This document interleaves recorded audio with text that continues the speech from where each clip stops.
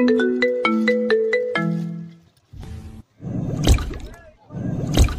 11টা ছুঁই ছুঁই। রাজশাহী স্টেশনে বসে আছি, চাকরি সূত্রে ঢাকা যাচ্ছি। 2 দিনের ছুটি নিয়ে বাড়িতে আসছিলাম। অনেক বড় একটা আশা নিয়ে নিজ গ্রামে এসেছি, আর এখন খালি হাতে ফিরে যাচ্ছি। যেটা হারিয়ে ফেলেছি সেটা বলতে আমার খুব লজ্জা হচ্ছে। আমার মা তার ছোট ভাইয়ের কাছ থেকে অনেক বছর আগে 20,000 টাকা নিয়েছিল। তার বিনিময়ে মামা আমাদের একটা জমি দখলে নেয়। অভাবের কারণে টাকাটা পরিশোধ করতে পারিনি, তাই আর জমি ছাড়ানো হলো না। এক সময় মা চলে গেল, ওনার চিকিৎসা করতে আমাদের বাড়িটা বিক্রি করা হয়। জমি বলতে মামা যতটুকু নিয়েছে ওইটুকু থাকে। মাঝখানে অনেকটা বছর পার হওয়ার পর আসছিলাম 20,000 টাকা নিয়ে। জমিটা ছাড়িয়ে নিয়ে নিজ গ্রামে থাকবো, কিন্তু মামা দিতে নারাজ। আমিও আর জোর করিনি, হাসি মুখে চলে আসি। আমার যেহেতু কোনো সাপোর্ট নেই, তাই মামার সাথে যুদ্ধ ঘোষণা করা বৃথা। এখন স্টেশনে বসে ভাবছি, ঢাকায় গিয়ে সে একই কাজ করতে হবে। সে পিয়নের চাকরি, তাতে কিছু বেতন, খাওয়া খরচা চলে। একা মানুষ, খরচ কম হয়, কিছু টাকা জমাতে পেরেছি। আর সেইটা নিয়ে বুকে আশাও বেঁধেছিলাম যে গ্রামে থাকবো। সেটা তো আর হলো না। এক বস্তা হতাশা নিয়ে শহরে জীবনে ফিরেছি। আর চাকরির কথা কি বলবো, এইচএসসি সার্টিফিকেট আছে, আর এদিকে কিছুদিন ডিগ্রিও পড়েছিলাম। তারপর পারিবারিক অভাবের কারণে লেখাপড়ার দরজা সেখানে বন্ধ। তবে একটা পড়া এখনো চালু রয়েছে, সেটা হলো মানুষকে পড়া, মানুষকে বোঝা। এই সাবজেক্ট পাসমার্ক তোলায় বেশ কঠিন। বিচিত্র রকম মানুষ সব এই পৃথিবীতে, যাদের চেনা খুবই দুষ্কর। আমি কথাগুলো ভাবছিলাম আমার সামনে বসে থাকা কিছু মানুষের দিকে তাকিয়ে। তারা অনেকটা দূরে ছিল, তাই তাদের চেহারা আবছা দেখছিলাম। আর তখনই খেয়াল করলাম কেউ একজন আমার দিকে এগিয়ে আসছে। আবছা আবছা ভাবেই মনে হচ্ছিল ইয়াং কোনো মেয়ে। মেয়েটা এসে আমার সামনে দাঁড়ালো। এবার আমার চোখের আবছা ভাবটা ছাড়লো। আমি এক পলক মেয়েটাকে দেখে নিলাম। বাহ, মেয়েটা তো বেশ সুন্দরী। শুধু সুন্দরী বললে কম হবে, একটু বেশি সুন্দরী। তবে তার আধুনিক ড্রেসের সাথে তার সৌন্দর্যের কোনো ম্যাচ করছে না। আমি আবার ভাবনাতে চলে গেলাম। হঠাৎ এই কি সমস্যা আপনার? ভাবনা থেকে বেরিয়ে এসে স্বাভাবিকভাবেই বললাম, কোনো সমস্যা নেই তো। আমার দিকে এভাবে তাকিয়েছিলেন যে, পছন্দ হয়েছে? প্রশ্ন শুনে তো গলা শুকিয়ে কাঠ হয়ে গেছে। একে তো মেয়ে, তার উপর এত সুন্দরী মেয়ে, আর অদ্ভুত প্রশ্ন। আমি আমতা আমতা করে বলেই ফেললাম, না। পছন্দ হয়নি তো তাকিয়েছিলেন কেন? আমার ফেসটা হয়তো ওই দিকে ছিল, কিন্তু দৃষ্টি অন্যদিকে দিয়েছিলাম। একা মুখের উপর বলে পছন্দ হয়নি। কি নাম আপনার? শুভ। আমি ইরা। আর আপনাকে চেনা চেনা লাগছে, তাই নামটা জিজ্ঞেস করলাম।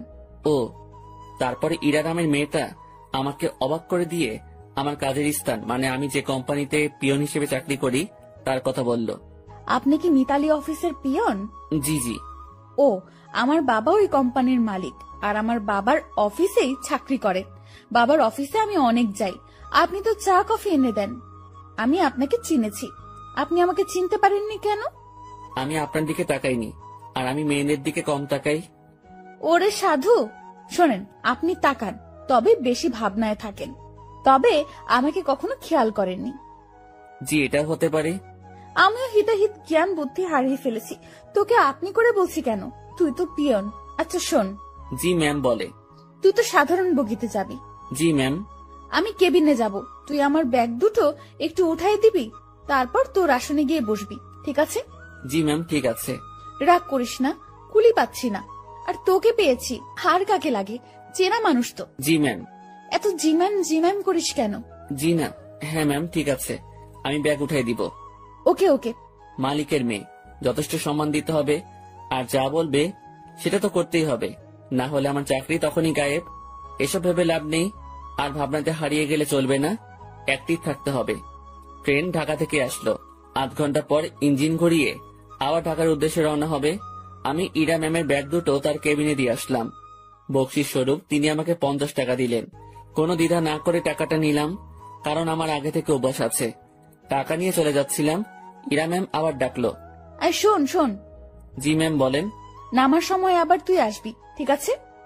আচ্ছা। আবার ঘুমিয়ে যাস না কিন্তু। না ম্যাম, ঘুমাবো না। ওকে, যা। আমি আমার বগিতে গিয়ে উঠলাম। টিকিট সংগ্রহ করতে আমি অনেক দেরি করে ফেলেছি, তাই সিট হয়নি। পুরো রাস্তাটা দাঁড়িয়ে যেতে হবে। আশেপাশে তাকিয়ে দেখলাম অনেক সিট ফাঁকা। সামনের 2-1 স্টেশন পর এসব সিট আর ফাঁকা থাকবে না, তাই মনে মনে ঠিক করলাম সিটে বসবো না, দাঁড়িয়েই যাব। ট্রেন ছাড়লো, আমি দরজায় দাঁড়িয়ে আছি। ঠান্ডা হাওয়া আমার শরীরটাতে লাগছে। আমি ভাবনায় আবার ডুব দিলাম। ভাবতে লাগলাম পুরনো দিনের কথা, মাঝে মাঝে নিজের ভবিষ্যতের কথাও ভাবলাম। তাতে যা ফলাফল পেলাম সেটা শূন্য, কারণ ভেতরে খুব হতাশা কাজ করছিল। অর্ধেক পথ আসতেই স্টেশন ছাড়াই ট্রেনটা থেমে যায়। যান্ত্রিক কোনো ত্রুটি হয়েছে হয়তো। 20 মিনিট পার হবার পর খবর পেলাম ভোরের আগে ট্রেন এখান থেকে এক চুলো নড়বে না। আর এখন রাত 1টা বাজে। এক একজন এক এক কথা বলছে। কেউ বলছে লাইনের সমস্যা, কেউ বলছে ইঞ্জিনে। আমি ওইসব কথা থেকে কান ফিরিয়ে নিয়ে নিজের ভাবনাতে আবার মন দিলাম। হঠাৎই এই শুভ, পেছনে তাকিয়ে দেখি ম্যাম দাঁড়িয়ে। জি ম্যাম বলেন। তুই উঠ। ম্যাম কিছু লাগবে? না, আমি একটু ট্রেন থেকে নামবো। ম্যাম বাইরে নামা ঠিক হবে না, যে অন্ধকার, এর মধ্যে কি বিপদ লুকিয়ে আছে কে জানে। কিসের বিপদ? বাইরে সাপ বিচ্ছু অনেক কিছু থাকতে পারে। কিচ্ছু নেই, চল নিচে নামবো। এই হলো আড়ালের ঘরে দুলালি, মন যা চায় সেটাই করবে। ম্যামকে নিয়ে ট্রেন থেকে নামলাম। নেমে দেখি অনেকেই নিচে দাঁড়িয়ে আছে। কেউ বাসায় ফোন করে সমস্যার কথা বলছে, আবার কেউ সিগারেট টানছে। ম্যাম আমার সাথে কথা বলা শুরু করলো। দেখ, জায়গাটা অনেক সুন্দর, তাই না? অন্ধকারে তেমন কিছুই তো দেখা যাচ্ছে না। চোখ না, মন দিয়ে দেখতে হয়। তবে ম্যাম আকাশটা বেশ সুন্দর লাগছে, অনুজ্জ্বল তারাগুলো দেখা যাচ্ছে। আমি তো অনুজ্জ্বল অনেক কিছু দেখতে পারছি। কি ম্যাম? এই যে দেখ, একটা টি স্টল, চল যাই। এখন ওখানে গিয়ে কি হবে? চা খাবো, চল চল, বেশ মজা হবে। শীতের মধ্যে এত রাতে বাইরে চা খাওয়ার মজাটাই আলাদা। আমি তো আর মানা করতে পারবো না, মানা করলেই বকা দিবে। কেন যে এর সাথে দেখা হয়ে গেল, মনে হচ্ছে বাকি রাতটাই বেশ প্যারায় রাখবে। টি স্টলের কাছে পৌঁছাতে দেখি কিছু যাত্রী এখানে আগে এসেছে। এই দোকানটার আশেপাশে আর একটা দোকানও নেই। হাতে চা নিয়ে আমি দোকানিকে বললাম, চাচা এমন একটা জায়গায় দোকান দিয়েছেন কি মনে করে? বাবা, সে অনেক কাহিনী, বাজারে দলাদলি চলে। আমার লোকজন না থাকায় ওখানে দোকানটা নেওয়া হয়নি। রাগের মাথায় নিজের জায়গাতেই দোকানটা নিয়ে বসেছি। বাহ, বেশ করেছেন। তা চলে কেমন? আলহামদুলিল্লাহ, ভালোই চলে। একটা কথা বলি, রাগ করে এখানে দোকান দিয়ে ভালোই করেছেন, এর জন্য আপনার হাতে চা খেতে পারলাম। আরো কিছুক্ষণ কথা হলো, বিলটা আমি দেই। ম্যাম আর আমি চলে আসি। ওনার সাথে আড্ডা দিতে খুব ইচ্ছে করছে, কিন্তু মালিক পক্ষের লোক আগ বাড়িয়ে কথা বলাটা বেয়াদবি হবে। আমি কিছু বলছি না, চুপচাপ তার পেছন পেছন হাঁটছি। আমার চুপ থাকা দেখে ম্যাম হয়তো কিছু একটা ভাবছে। আমাকে বলল, কি রে, কথা বলতে পারিস না? দোকানের সাথে তো বেশ জমিয়ে কথা বললি, এখন চুপ কেন? ম্যাম কি বলবো? সেটা কি আমাকে বলে দিতে হবে? দোকানে কি তোকে কিছু বলেছিল? না। তো কিছু বল, সারা রাত তো এভাবে চুপ থাকতে পারবো না। আপনি রাজশাহীতে কোথায় আসছিলেন? আর বলিস না, আমার একটা বান্ধবীর বিয়ে হলো, বিয়েতে আসছিলাম। ও, তুই বিয়ে করেছিস? না ম্যাম। কেন? কাকে বিয়ে করব? কাকে করবি মানে? দেশে কি মেয়ের অভাব পড়ছে? আসলে সেটা না। তো কি? আমার পরিবার নেই, আমার বিয়ে করা একটু সমস্যা। তো সমস্যার কি আছে? দেশে অনেক মেয়ে আছে যাদের পরিবার নেই, তাদের মধ্যে একজনকে বিয়ে করবি। ম্যাম ওইরকম হলে আমি করব না। কেন? সেটা না বলি। ওই সব বলতে হবে। মাথায় একটা দুষ্ট বুদ্ধি এলো। আমি বললাম, ম্যাম আপনার মতো সুন্দরী পেলে ভেবে দেখতে পারি। তোর ভাবা লাগবে না, আমার মতো কেউ তোর দিকে তাকাবেও না। সেটা আমার জন্যই ভালো। কেন? তাহলে আর বিয়ে করা লাগবে না। হয়েছে ভাই, থাম এবার। চল লাইনের ওই পাশটাই ঘুরে আসি।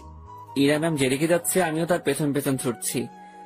একবার বললাম যে বাকি রাতটুকু ঘুমিয়ে নেন, তখন আমাকে ধমক দিয়ে বলল, সে কি আমার আদেশ মেনে চলবে?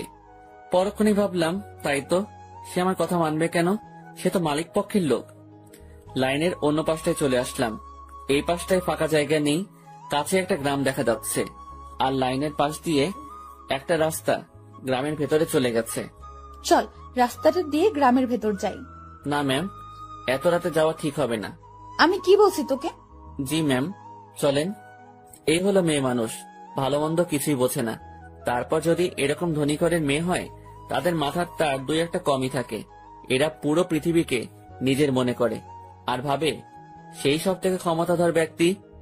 দুজনে অনেকটা হাঁটলাম, এখন আমরা হাঁটছি গ্রামের ভেতরে। পুরো গ্রাম নিস্তব্ধ, কোথাও কোনো সারা শব্দ নেই, শুনশান পরিবেশ। ম্যাম মাঝে মাঝে আমার সাথে কথা বলছে। এক সময় আমরা ভালোই কথা বলতে শুরু করি। ম্যাম আমাকে বলল, তুই কি সারা জীবন এইভাবেই কাটাবি? জানি না, জানিস না মানে? আমার ভাগে কি আছে আমি কিভাবে বলবো। তাও সবার তো অনেক ফিউচার প্ল্যান থাকে, তোর নেই? না। অদ্ভুত। আচ্ছা ম্যাম, একটা জিনিস আমার কাছে খুব খারাপ লাগছে। কি? বললে রাগ করবেন না তো? না, বল। স্টেশনে যখন আপনাকে দেখলাম তখন একটা জিনিস খেয়াল করেছি। কি খেয়াল করেছিস? আপনার সৌন্দর্যের সাথে আপনার আধুনিক সাজগোজ একদমই বেমানান। কি বলিস? সবাই তো খুব প্রশংসা করে। সবার চোখ নেই তাই। তো কেমন সাজলে আমাকে ভালো লাগবে? অতি সাধারণ। যেমন? এই যে হেয়ার কালার করেছেন, এটা চুলের সৌন্দর্য নষ্ট করেছে। আপনার ঠোঁটে। এই থাম। জি ম্যাম। তুই অন্ধকারে আমার ঠোঁট কিভাবে দেখলি? ওই যে বললাম না, স্টেশনে দেখেছি। উফ, বাদ দে তোর ডায়লগ, চুপচাপ হাঁটতে থাক। জি ম্যাম, আর সামনে না এগোই, আমরা চলে যাই। আর একটু যাব, তারপর ফিরবো। পরিবেশটা ভালোই লাগছে। রাতে এইভাবে গ্রামের মধ্যে দিয়ে কখনো হাঁটিনি। আমরা হাঁটতে হাঁটতে আরো সামনে এগোলাম, আর হঠাৎ দুজন লোক লাইট নিয়ে আমাদের সামনে আসলো। তাদের হাতে মাছ ধরার পলো, মাছ ধরতে যাচ্ছে মনে হয়। এই তোমরা কারা? এই গ্রামে আগে কখনো দেখিনি তো। ভাই, আমরা আসলে ট্রেনে যান্ত্রিক ত্রুটির কারণে মাঝপথে দাঁড়িয়ে গেছে, আর ট্রেন থেকে নেমে আমরা একটু হাঁটতে আসছি। এই তোমরা থামো, সব বুঝে গেছি সব, চলো আমাদের সাথে। কোথায় যাব? কোনো কথা না, চলো। লোক দুটো আমাদেরকে একটা বাড়ির ভেতর নিয়ে আসলো। আমি মনে মনে আল্লাহ আল্লাহ করছি, কি যে হবে। গ্রামের মানুষ এসব কিছুতে বেশ সিরিয়াস। রাত করে মেয়ে নিয়ে বাইরে দেখলে উল্টাপাল্টা ভাববে। আমাদের বেলায় ঠিক তাই হয়েছে। এরা শুধু আমার দিকে তাকিয়ে বারবার দেখছিল। আমিও মনে মনে বলছি, দেখেন কেমন লাগে। একজন বাড়ির গিন্নিকে ডাকা শুরু করলো। বুঝলাম এটা তার নিজের বাড়ি। লোকটির বয়সে আমাদের তাকিয়ে বলল, এরা কারা? ওরা বাড়ি থেকে পালায় আসছে, ওদের তুমি ঘরে নিয়ে যাও, আমি হুজুরের ডাইকা নিয়ে আসি। ভাই ভাই, হুজুরে ডেকে কি করবেন? বিয়ে করায় দেবো তোমাদের। ভাই ভাই শোনেন, উনি আমার কিছু না, আমরা পালাই আসিনি। উল্টা পাল্টা কথা কইও না, চুপ থাকো। একটা মায়া তোমার সাথে এত রাতে ঘুরে, এর মানে কি আমরা বুঝি না? ভাই ভাই এমন কইরেন না। চান মিয়া, তুমি ওদের ঘরে নিয়ে যাও, আর বউ আমি যাইতেছি হুজুরের ডাকতে। আমাদের কাছে একজনকে রেখে লোকটি অন্ধকারে হাওয়া হয়ে গেল। কিছু একটা ঘটতে চলছে। আমি ইরার দিকে তাকালাম, দেখি সে আমার দিকে তাকিয়ে আছে। মুখটা কাঁচুমাচু করে রেখেছে সে। দুজনে কথা বলতে পারছি না। সময় যাচ্ছে আর লোকজন বাড়তে শুরু করে। আমাদের দুজনকে দুই রুমে রাখা হয়েছে। আমি শুধু আল্লাহ আল্লাহ করছি। ওইদিকে ইরার কি অবস্থা হয়েছে আমি জানি না। কিছু সময় পর হুজুর আসলো। আমি তাকেও বুঝালাম। স্বস্তির কথা হলো সে বুঝেছে। কঠিন একটা সমস্যা থেকে বাঁচলাম। হুজুরটা আমাদের লাইন পর্যন্ত এগিয়ে দিল। তারপর ওয়াও, কি দারুণ অভিজ্ঞতা। ধুর, চুপ করেন তো, এখনই তো একটা ইয়ে হয়ে যেত। ইয়ে মানে কি? আরে বড় বাচ্চা বেঁচে গেছেন। তা তো জানি, তবে দারুণ লাগছে। আপনি থাকেন, যেখানে ইচ্ছা যান, আমাকে ডাকবেন না। আমি ট্রেনে উঠলাম। ওনার সাথে সাথে আর দেখা করলাম না। ফজরের আজান হলো, তার কিছুক্ষণ পর আমাদের ট্রেন আবার যাত্রা শুরু করলো। আমি ঠিক আমার আগের জায়গাটায় দাঁড়িয়ে আছি। ইরা ম্যাম আবার আসলো। তুই ভালোই বদমাইশ তো। কি কি করছি আমি? তুই আমার উপর ছাড়ি দিস, আমার উপর রাগ দেখাস। তো কি করব? আপনার মাথায় কি ব্রেইন নামক জিনিসটা আছে? থাকলেও তো মনে হয় কাজ হবে না। এরকম ছেলে মানুষই করেন, কি জন্য বড় হয়েছেন বোঝেন না কিছু। ম্যাম আমার দিকে হা করে তাকিয়ে আছে। আমি জানি কথাটা বলার পর আমার চাকরি থাকবে না। আপনার বাবাকে কিছু বলতে হবে না, আমি অফিস যাব না। ম্যাম কিছুক্ষণ চুপ থেকে বলল, আমি তোকে চাকরি দেইনি, তোর চাকরি আমি কাটবো কেন? এই যে আমাকে বকা দিলি, মনে রাখিস, এর শোধ আমি তুলবো। ইরা রাগ দেখিয়ে তার কেবিনে চলে গেল। ম্যাম যে থ্রেটটা দিল আমার একটু ভয় লাগলো না। ওনার কথা শুনে মনে হলো কোনো বাচ্চা আমাকে থ্রেট দিয়েছে। ওনার কণ্ঠটা সত্যি অসাধারণ। শুনলে মনে হয় বারবার শুনি। না, আমি আবার ভাবনাতে হারিয়ে যাচ্ছি কেন। যাই, ওনার কেবিনে গিয়ে সরি বলে আসি। না হলে আমার কি করে বসবে আল্লাহ জানে। আমি তার কেবিনের ভিতর ঢুকবো, তখনই কারোর সাথে ধাক্কা লাগলো। তাকিয়ে দেখি ম্যাম। উনি হয়তো বাইরে আসছিলেন। এটা কি হলো? সরি ম্যাম, বুঝতে পারিনি। তুই আমার কেবিনে কি জন্য? সরি বলতে আসছি। সরি বললে তো কাজ হবে না, আমি তোকে মাফ করব না। কিছুক্ষণ তর্ক হলো। আমি তাকে বললাম, আমার উপর কেউ রাগ করে থাকুক সেটা আমি চাই না, আপনার মন যা চাই তাই করেন। কথাটা বলতেই ম্যাম আমাকে অবাক করে আমার গালে দুটো চড় বসিয়ে দিল। এখন বুঝতে পারলাম ম্যাম বেশ রেগে গিয়েছিল আমার উপর। চটা না খেলে হয়তো বুঝতে পারতাম না। আমি তো ভেবেছিলাম অন্য কোনো শাস্তি দিবে হয়তো। চর মারার পর ম্যাম আরো বলল, তুই আমার বেস্ট ফ্রেন্ড হবি? এমন থাপ্পড় খাওয়ার পর এরকম প্রস্তাব পাবো ভাবতেও পারিনি। মনে মনে ভাবছি আমি তার সাথে কেন বন্ধুত্ব করতে যাব। তার চালচলন আর আমার চালচলন রাত দিন তফাৎ, কিন্তু কথাটা তাকে মুখের উপর মানা করতে পারবো না। যদি আবার কয়েকটা থাপ্পড় দিয়ে দেয়। ভয় ভয় বললাম, হব। গুড, তুই এখন যা। না, শোন, তোর কন্ট্যাক্ট নাম্বারটা দিয়ে যা, আমি কল করে তোকে ডেকে নেব যে কোনো সময়। ম্যামকে মোবাইল নাম্বারটা দিয়ে আগের জায়গায় ফিরে আসলাম। 8টায় আমাদের গন্তব্যে পৌঁছে গেলাম। ইরা ম্যামের কথা অনুযায়ী তার ব্যাগগুলো নামিয়ে দিলাম। এখন উনি আর আমি স্টেশনের বাইরের রাস্তায় দাঁড়িয়ে আছি। বাসা থেকে ওনার জন্য গাড়ি পাঠানো হয়েছে। গাড়ি জ্যামে পড়েছে, তাই অনেক লেট হচ্ছে। আমার পেটের অবস্থা খারাপ, রাতে কিছু খাওয়া হয়নি, আবার অনেকটা বেলা হয়েছে, পেটে এখনো কিছু পড়েনি। ম্যামের সামনে কিছু বলারও সাহস পাচ্ছি না। কিছু সময় পর উনি আমাকে বললেন, তোর কি ক্ষুধা লাগছে? জি অনেক। তো খেয়ে আয়। আচ্ছা আপনি দাঁড়ান, আমি যাবো আর আসবো। আমি একটা দোকানে গিয়ে চা বিস্কিটের সাথে কয়েকটা কলা খেয়ে নিলাম। দোকানদারকে টাকা দিতে যাব, তখন মনে হলো ম্যামও তো কিছু খায়নি, ওনাকে খাওয়ার কথা বলা উচিত ছিল। ভুলটা যেহেতু করে ফেলেছি, তাই ওনার জন্য কিছু নিয়ে গেলাম। আমি কাছে গিয়ে তার দিকে খাবারগুলো এগিয়ে দিলাম। আমার দিকে উনি ভ্রু কুঁচকে তাকালো। এগুলো আমাকে কেন দিচ্ছিস? খেয়ে নিন, আপনি তো রাতে কিছু খাননি। তুই কি ভাবিস আমাকে? আমি সকাল সকাল রাস্তায় দাঁড়িয়ে এসব খাবো? এগুলো তোদের মতো লোকজন খাবে। সরি ম্যাম, বুঝতে পারিনি। খাবারগুলো নিজের ব্যাগে ভরে নিলাম। নিজে বাসায় গিয়ে খাবো। ঘন্টাখানেক পর গাড়ি আসলো। ম্যামকে উঠিয়ে দিয়ে আমি আমার বাসায় চলে গেলাম। আমার হাতে শুধু আজকের দিনটাই ছুটি আছে, আগামীকাল থেকে ডিউটি। বাসায় এসে সব ঠিকঠাক করে নিলাম। দিনের বাকি সময়টুকু আর বাইরে বের হলাম না। এই শহরের গাড়িগুলোর হর্ন আমার ভালো লাগে না। প্রচন্ড বিরক্তিকর একটা জিনিস, শুনলেই মাথা ব্যথা শুরু হয়ে যায়। রুমের জানালা খুলে দিয়ে আকাশের দিকে তাকিয়ে থাকি। গতকাল রাতের ঘটনাটা ভাবতে থাকি। কাল যদি বিয়েটা হয়ে যেত, আজ আমি মামা শ্বশুর বাড়ি থাকতাম, মানে জেলে। কি বাঁচাটাই না বাঁচলাম। সন্ধ্যার একটু আগ দিয়ে ইরার কল পেলাম। উনি আমাকে তাদের অফিসের সামনে যেতে বলেছে। গত রাতে ফ্রেন্ড হয়েছি, কথা রাখতে অবশ্যই যেতে হবে। কথাই আছে, ফ্রেন্ডের কাছে কোনো বাহানা চলে না। আমিও তাই কোনো বাহানা বা ব্যস্ততা দেখালাম না। বাইরে যাচ্ছি ওনার সাথে দেখা করতে, তাই একটু সাজতে হবে। ব্যাগ থেকে নতুন একটা ফুল হাতা গেঞ্জি বের করলাম। একটু স্মার্ট সাজার জন্যই। সুন্দরীদের সামনে তো আর এমনি এমনি যাওয়া যায় না। এই প্রথম কাউকে উদ্দেশ্য করে সাজগোজ করছি। মনের মধ্যে কেমন যেন খটকা লাগছিল। এখন খটকা দেখার সময় নেই। চটপট রেডি হয়ে আমার অফিসের সামনে গেলাম। ম্যামকে গিয়ে ঠিক সেখানে পেলাম। উনি তার গাড়ির সাথে হেলান দিয়ে দাঁড়িয়ে আছে। আমি তার সামনে গিয়ে ম্যামকে ডেকে সালাম দিলাম। উনি উত্তর দিলেন আর সাথে সাথে বললেন, গাড়ির পেছনে বসে যা। কোথায় যাবেন? আমার বন্ধুদের সাথে তোর পরিচয় করিয়ে দেব, সেখানেই নিয়ে যাচ্ছি।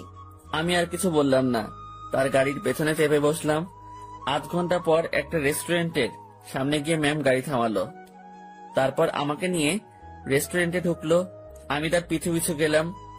উনি একটা জায়গায় গিয়ে থামলো আর কিছু ছেলেমেয়ের সাথে গিয়ে কথা বলা শুরু করলো। বুঝতে পারলাম এরাই তার ফ্রেন্ড। এবার ম্যাম আমার দিকে তাকিয়ে বলল, বন্ধুরা, তোমাদের জন্য একটা গিফট এনেছি। কি রে দোস্ত, কে এটা? আর বলিস না, এই প্রাণীকে রাজশাহীতে পেয়েছি। এই পাগলার সাথে কিছুক্ষণ কথা বলেছি, তারপর বেস্ট ফ্রেন্ড হওয়ার প্রস্তাব দিয়েছি। দুঃখের বিষয় হলো পাগলা আমার কথা বিশ্বাস করে হ্যাঁ বলে দিয়েছে। তোরা বলতো, এর মতো খ্যাত মানে কি বলবো, এরকম একটা মানুষ আমার ফ্রেন্ড। অসম্ভব।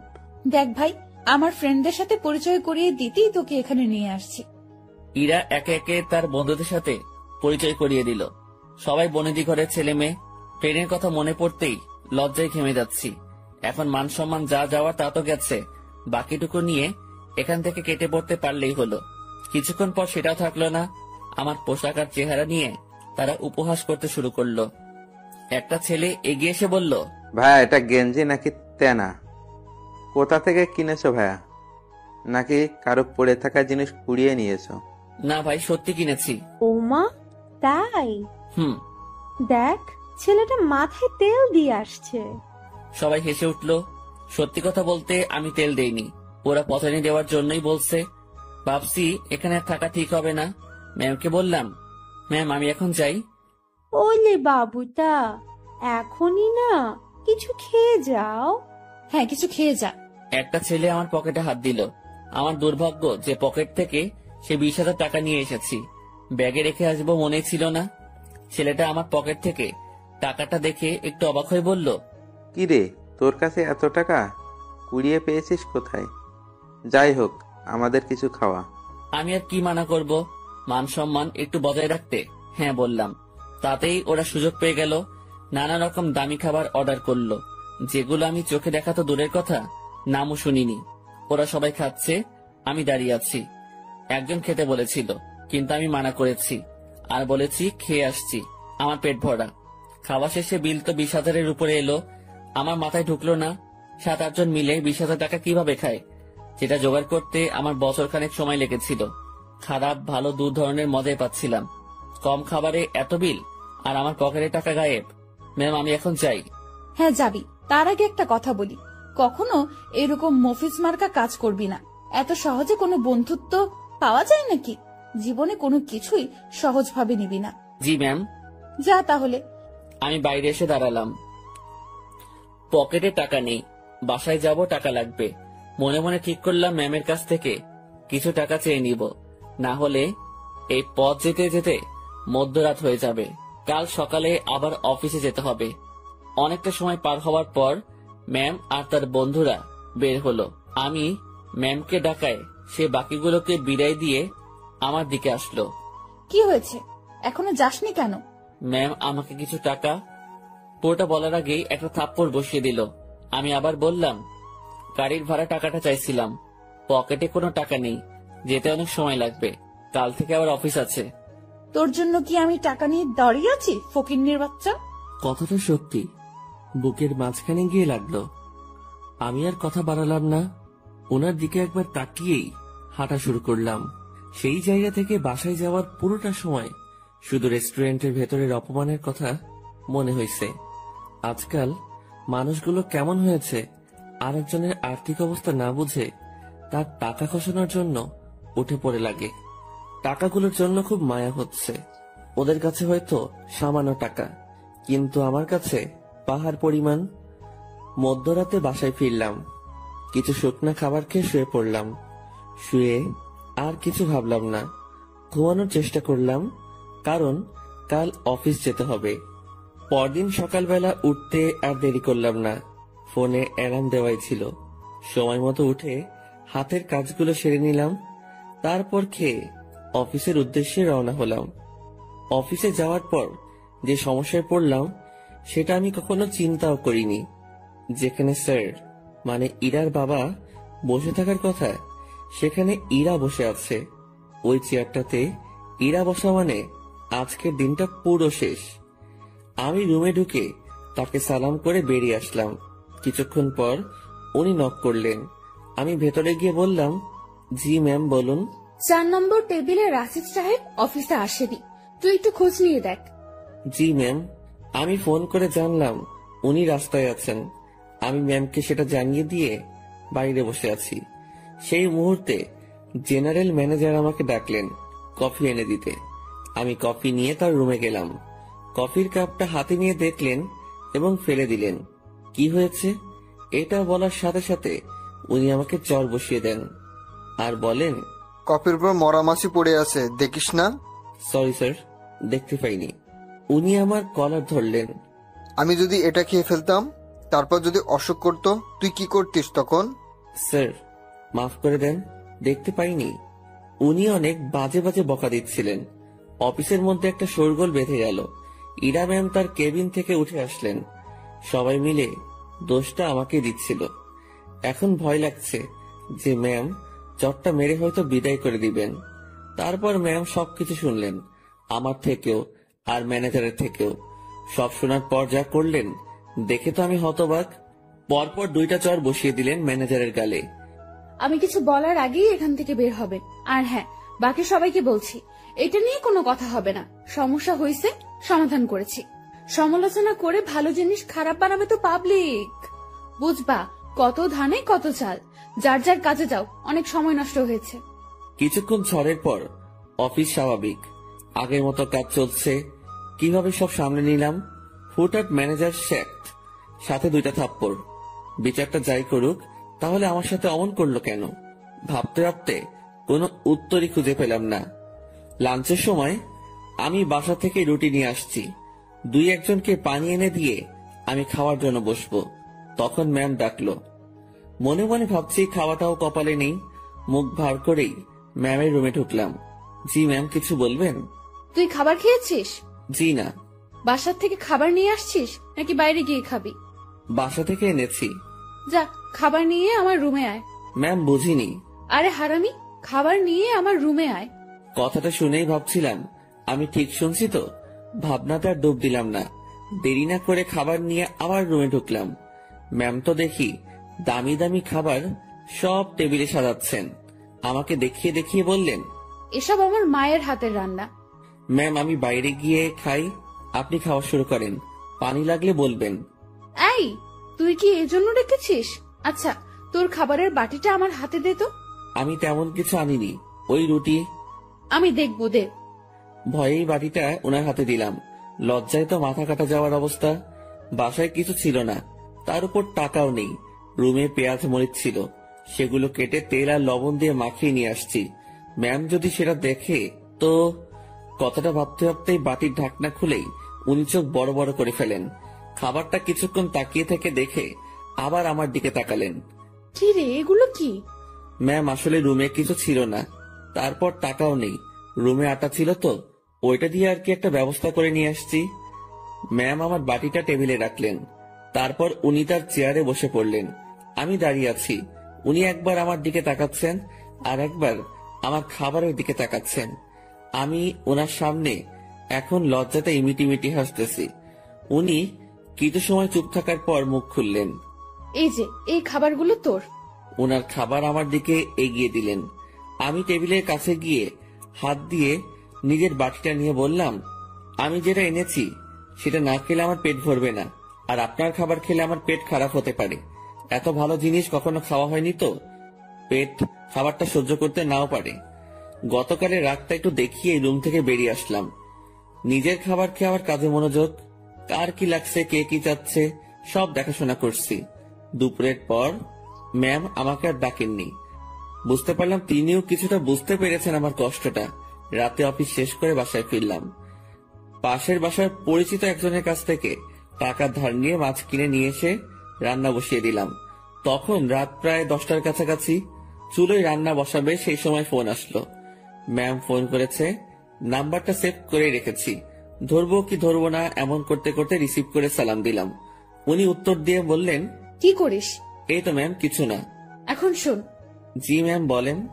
দুপুরে আমার মুখের উপর কথা বলে আমাকে লজ্জা দিয়ে তোর খাবার নিয়ে চলে গেলি, ভয় করলো না? আমি চুপ হয়ে গেলাম। কি বলবো উত্তরে বুঝতে পারছি না। কিরে, কথা বলছিস না কি জন্য? ম্যাম, অফিসের কোনো কথা হলে বলেন। তুই আমার কথা ঘুরিয়ে নিস। আমি যা বলছি তার উত্তর দে। জি ম্যাম, বলেন। ওভাবে খাবার নিয়ে চলে গেলি কেন? আপনার খাবার খেয়ে আমার ক্ষুধা মিটত না। তাই না? জি। আমি বুঝতে পেরেছি, তুই আমার উপর রাগ দেখাচ্ছিস। সুযোগ ভালোই কাজে লাগাচ্ছিস।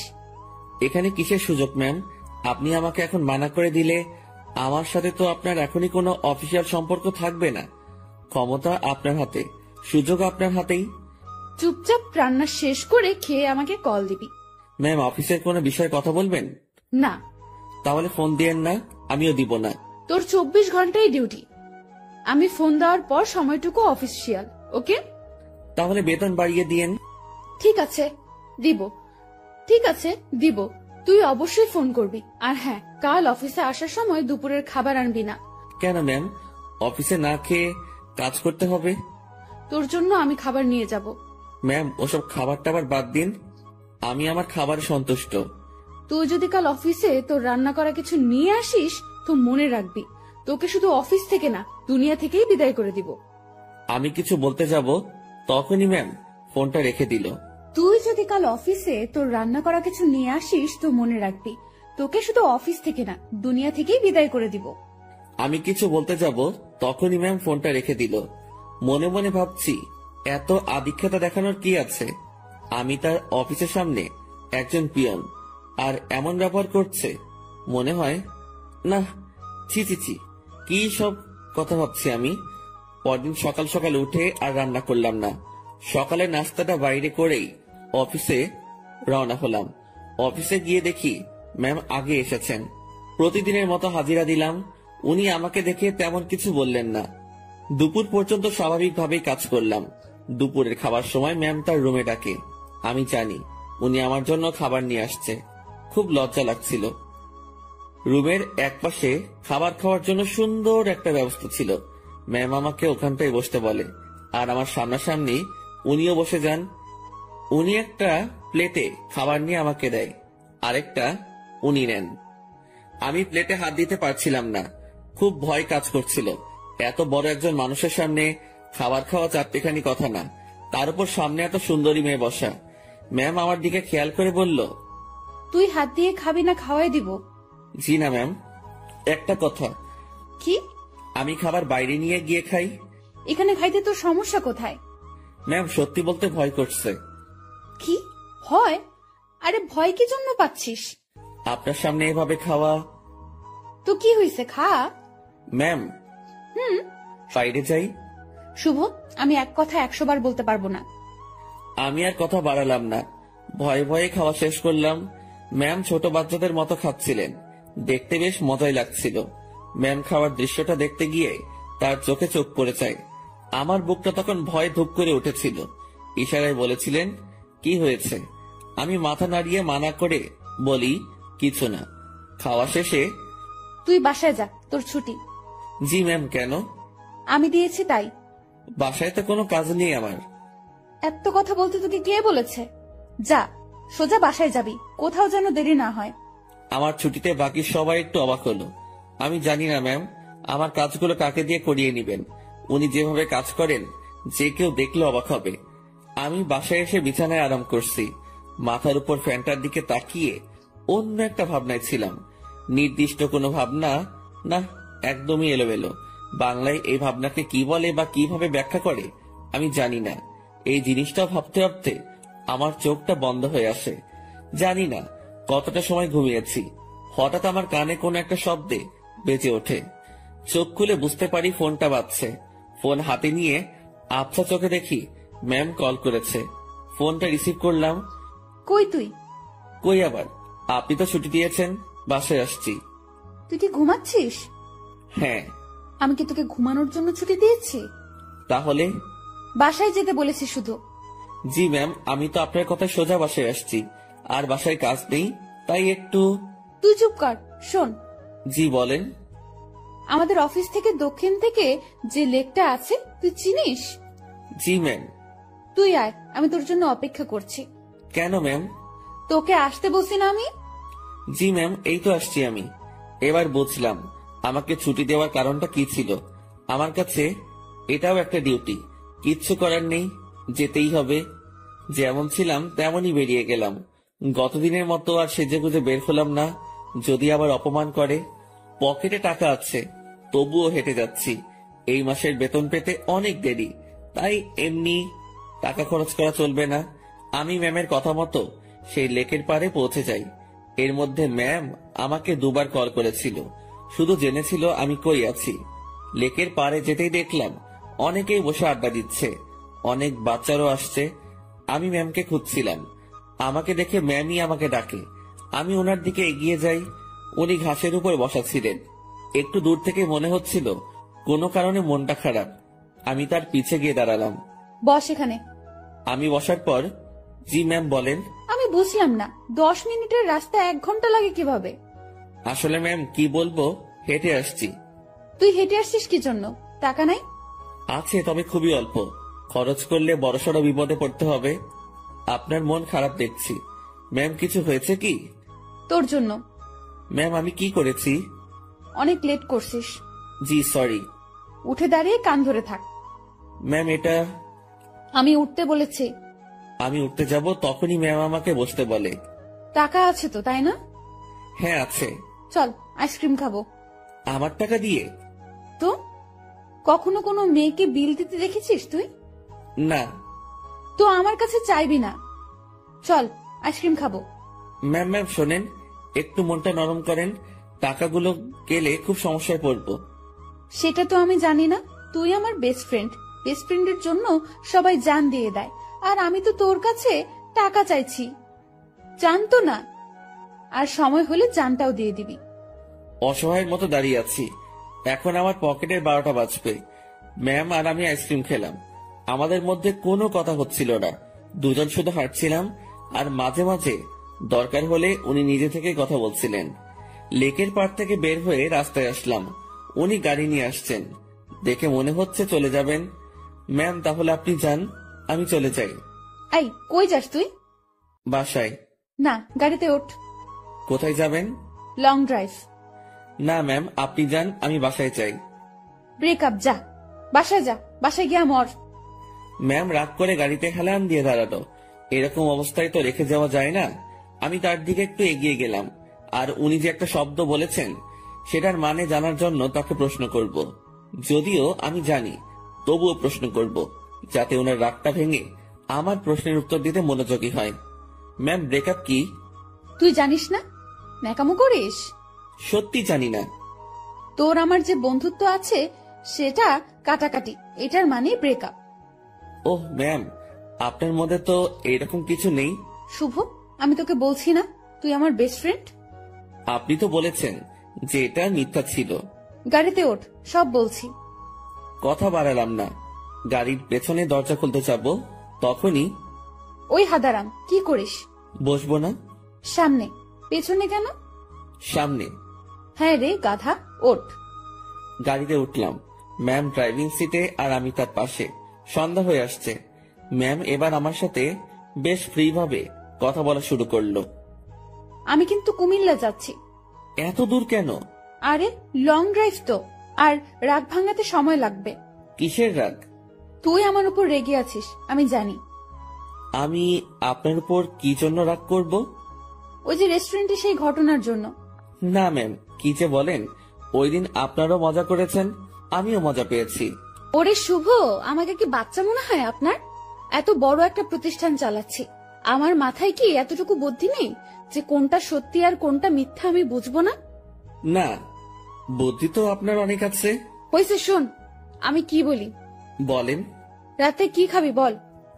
সন্ধ্যায় তো অনেক কিছু খেলাম, রাতে আর কি খাবো? না, তাও কিছু শুকনো খাবার নেই, আর দুটো পিৎজা। আপনার ইচ্ছা। ম্যাম ভয় করছে আমার। কেন? আপনার বাবা যদি জানে অফিসের পিয়নকে নিয়ে ঘুরতে বের হইছেন। কিভাবে জানবে? আমি তো বলবো না। আমি যে অফিসে যাব না সেটা তো জানতে পারবে। সেটা আমি দেখে নিব, তোর এত চিন্তা নেই। এখন বল আমাকে মাফ করেছিস কিনা। আপনি তো দোষ করেননি। তোকে যে কি করবো আমি, দেখ। আর রাগ করে থাকিস না, ভুল করে ফেলেছি। আমি রাগ করিনি তো। আমি তোর চোখে মুখে রাগ দেখতেছি। আচ্ছা, রাগ নেই আমার উপর, সত্যি তো? হ্যাঁ সত্যি। সত্য নাকি মিথ্যা সব টের পাবো। আমি যা বলবো সেটা যদি না করিস তাহলেই বুঝবো তুই এখনো রেগে আছিস। না, কি যে বলেন, আপনার তো সব কথাই শুনি। কত যে শুনিস আমার জানা আছে। মাঝপথে আমরা গাড়ি থেকে নেমে কিছু খাবার নিলাম, দুজন বেশ কথা বলতে বলতে যাচ্ছি। ইরা ম্যাম গাড়িটা এখন বেশ ধীর গতিতে চালাচ্ছেন, আজ বেশ কুয়াশাও পড়েছে। এই চল, বাইরে কুয়াশার বৃষ্টিতে ভিজি। এই না, এটা করবেন না, বাইরে গেলে বিপদ, সেদিনের মতো হলে অবস্থা খারাপ হয়ে যাবে। যাব না তো, তোর কেয়ারিংটা আমার খুব ভালো লাগে, সেটা পাওয়ার জন্যই কথাটা বললাম। তুই কাউকে ভালোবাসিস নাই? কোন ভালোবাসা? মানে পছন্দের মানুষ বিয়ে টিয়ে করার ইচ্ছা এমন। এর আগেও তো বলেছি ওই রকম কেউ নেই। কাউকে দেখে পছন্দ হয় না? না, প্রায় সবার মধ্যেই ভেজাল আছে। ভেজাল মানে? মানে আর কি, এখন তো প্রেমের বাজার চলে। বাজারটা বেশ গরম, এক একজন 10-12টা প্রেম করে, তার উপর ওয়েটিং এ রাখে। তুই জানিস কিভাবে? চোখ খোলা রাখলে সবই টের পাওয়া যায়। ম্যাম আপনার নেই কি পছন্দের মানুষ? না রে, এসব পছন্দ টছন্দ আমার হয় না। আমাকে যে বুঝতে পারে তাকেই আমার পছন্দ। ও, আপনার বাবা আপনাকে বিয়ে দিবে না? কি সব প্রশ্ন যে করিস, বিয়ে দিবে না কেন?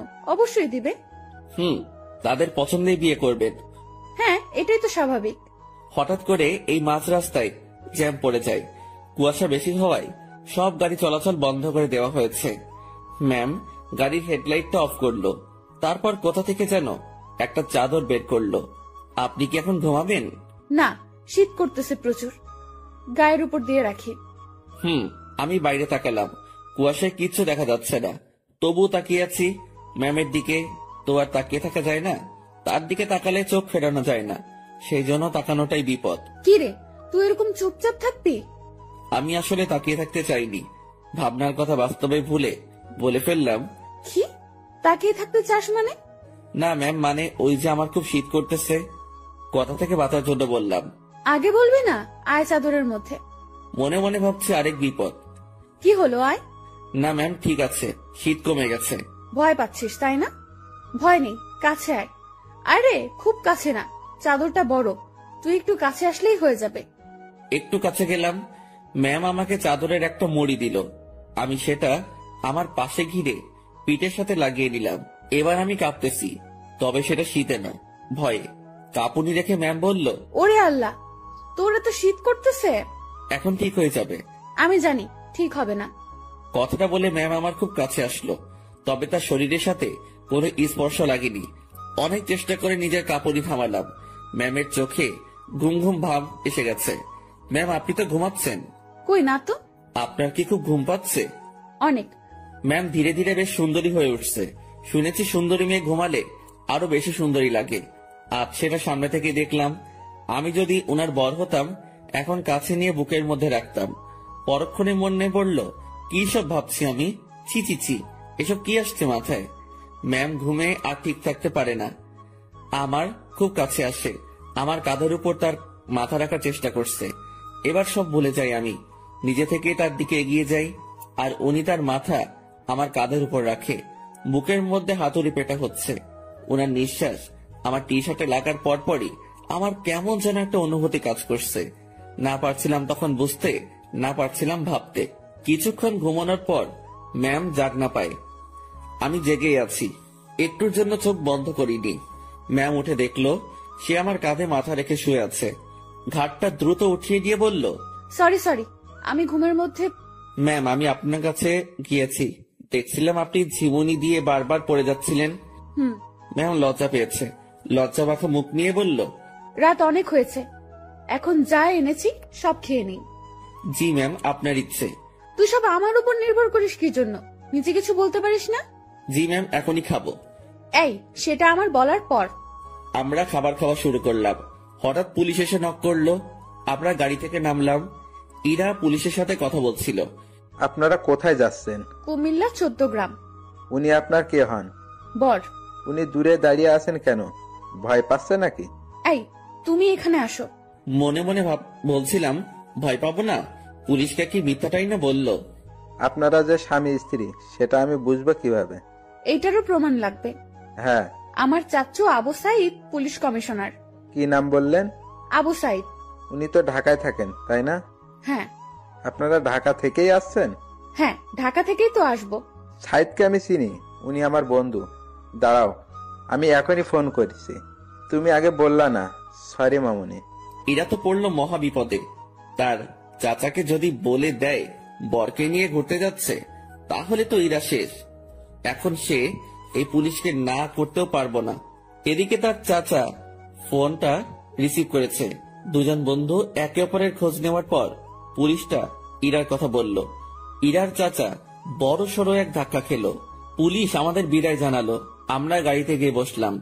ইরা তো ভয় শেষ। একটু পরেই ইরার ফোনটা বেজে উঠলো। তার চাচা কল করেছে। ইরা ফোনটা রিসিভ করলো। তুমি কোথায় আছো, কিভাবে আছো, কার সাথে আছো আমি জানতে চাচ্ছি না। যার সাথে থাকো না কেন তাকে কাল আমাদের বাসায় নিয়ে আসো, ঠিক আছে? জি চাচু। ওকে। ইরার চাচা ফোন রেখে দেয়। ইরা আমাকে বলতে শুরু করলো, এখন কি হবে? আপনারই তো দোষ, আপনি মিথ্যা বলতে গেলেন কেন? সত্যি বললে যদি সমস্যা করতো তাই। আর আমি আগে থেকেই ভেবে রেখেছি কত সমস্যা হলে এগুলো বলবো। কিন্তু এই হারামি পুলিশটা যে চাচার বন্ধু কে জানতো? আচ্ছা, টেনশন করেন না, বাসায় গিয়ে সত্যি কথাটা বলে দিবেন, হয়ে যাবে। ভয়টা আমাকে নিয়ে না, তোকে নিয়ে। কেন?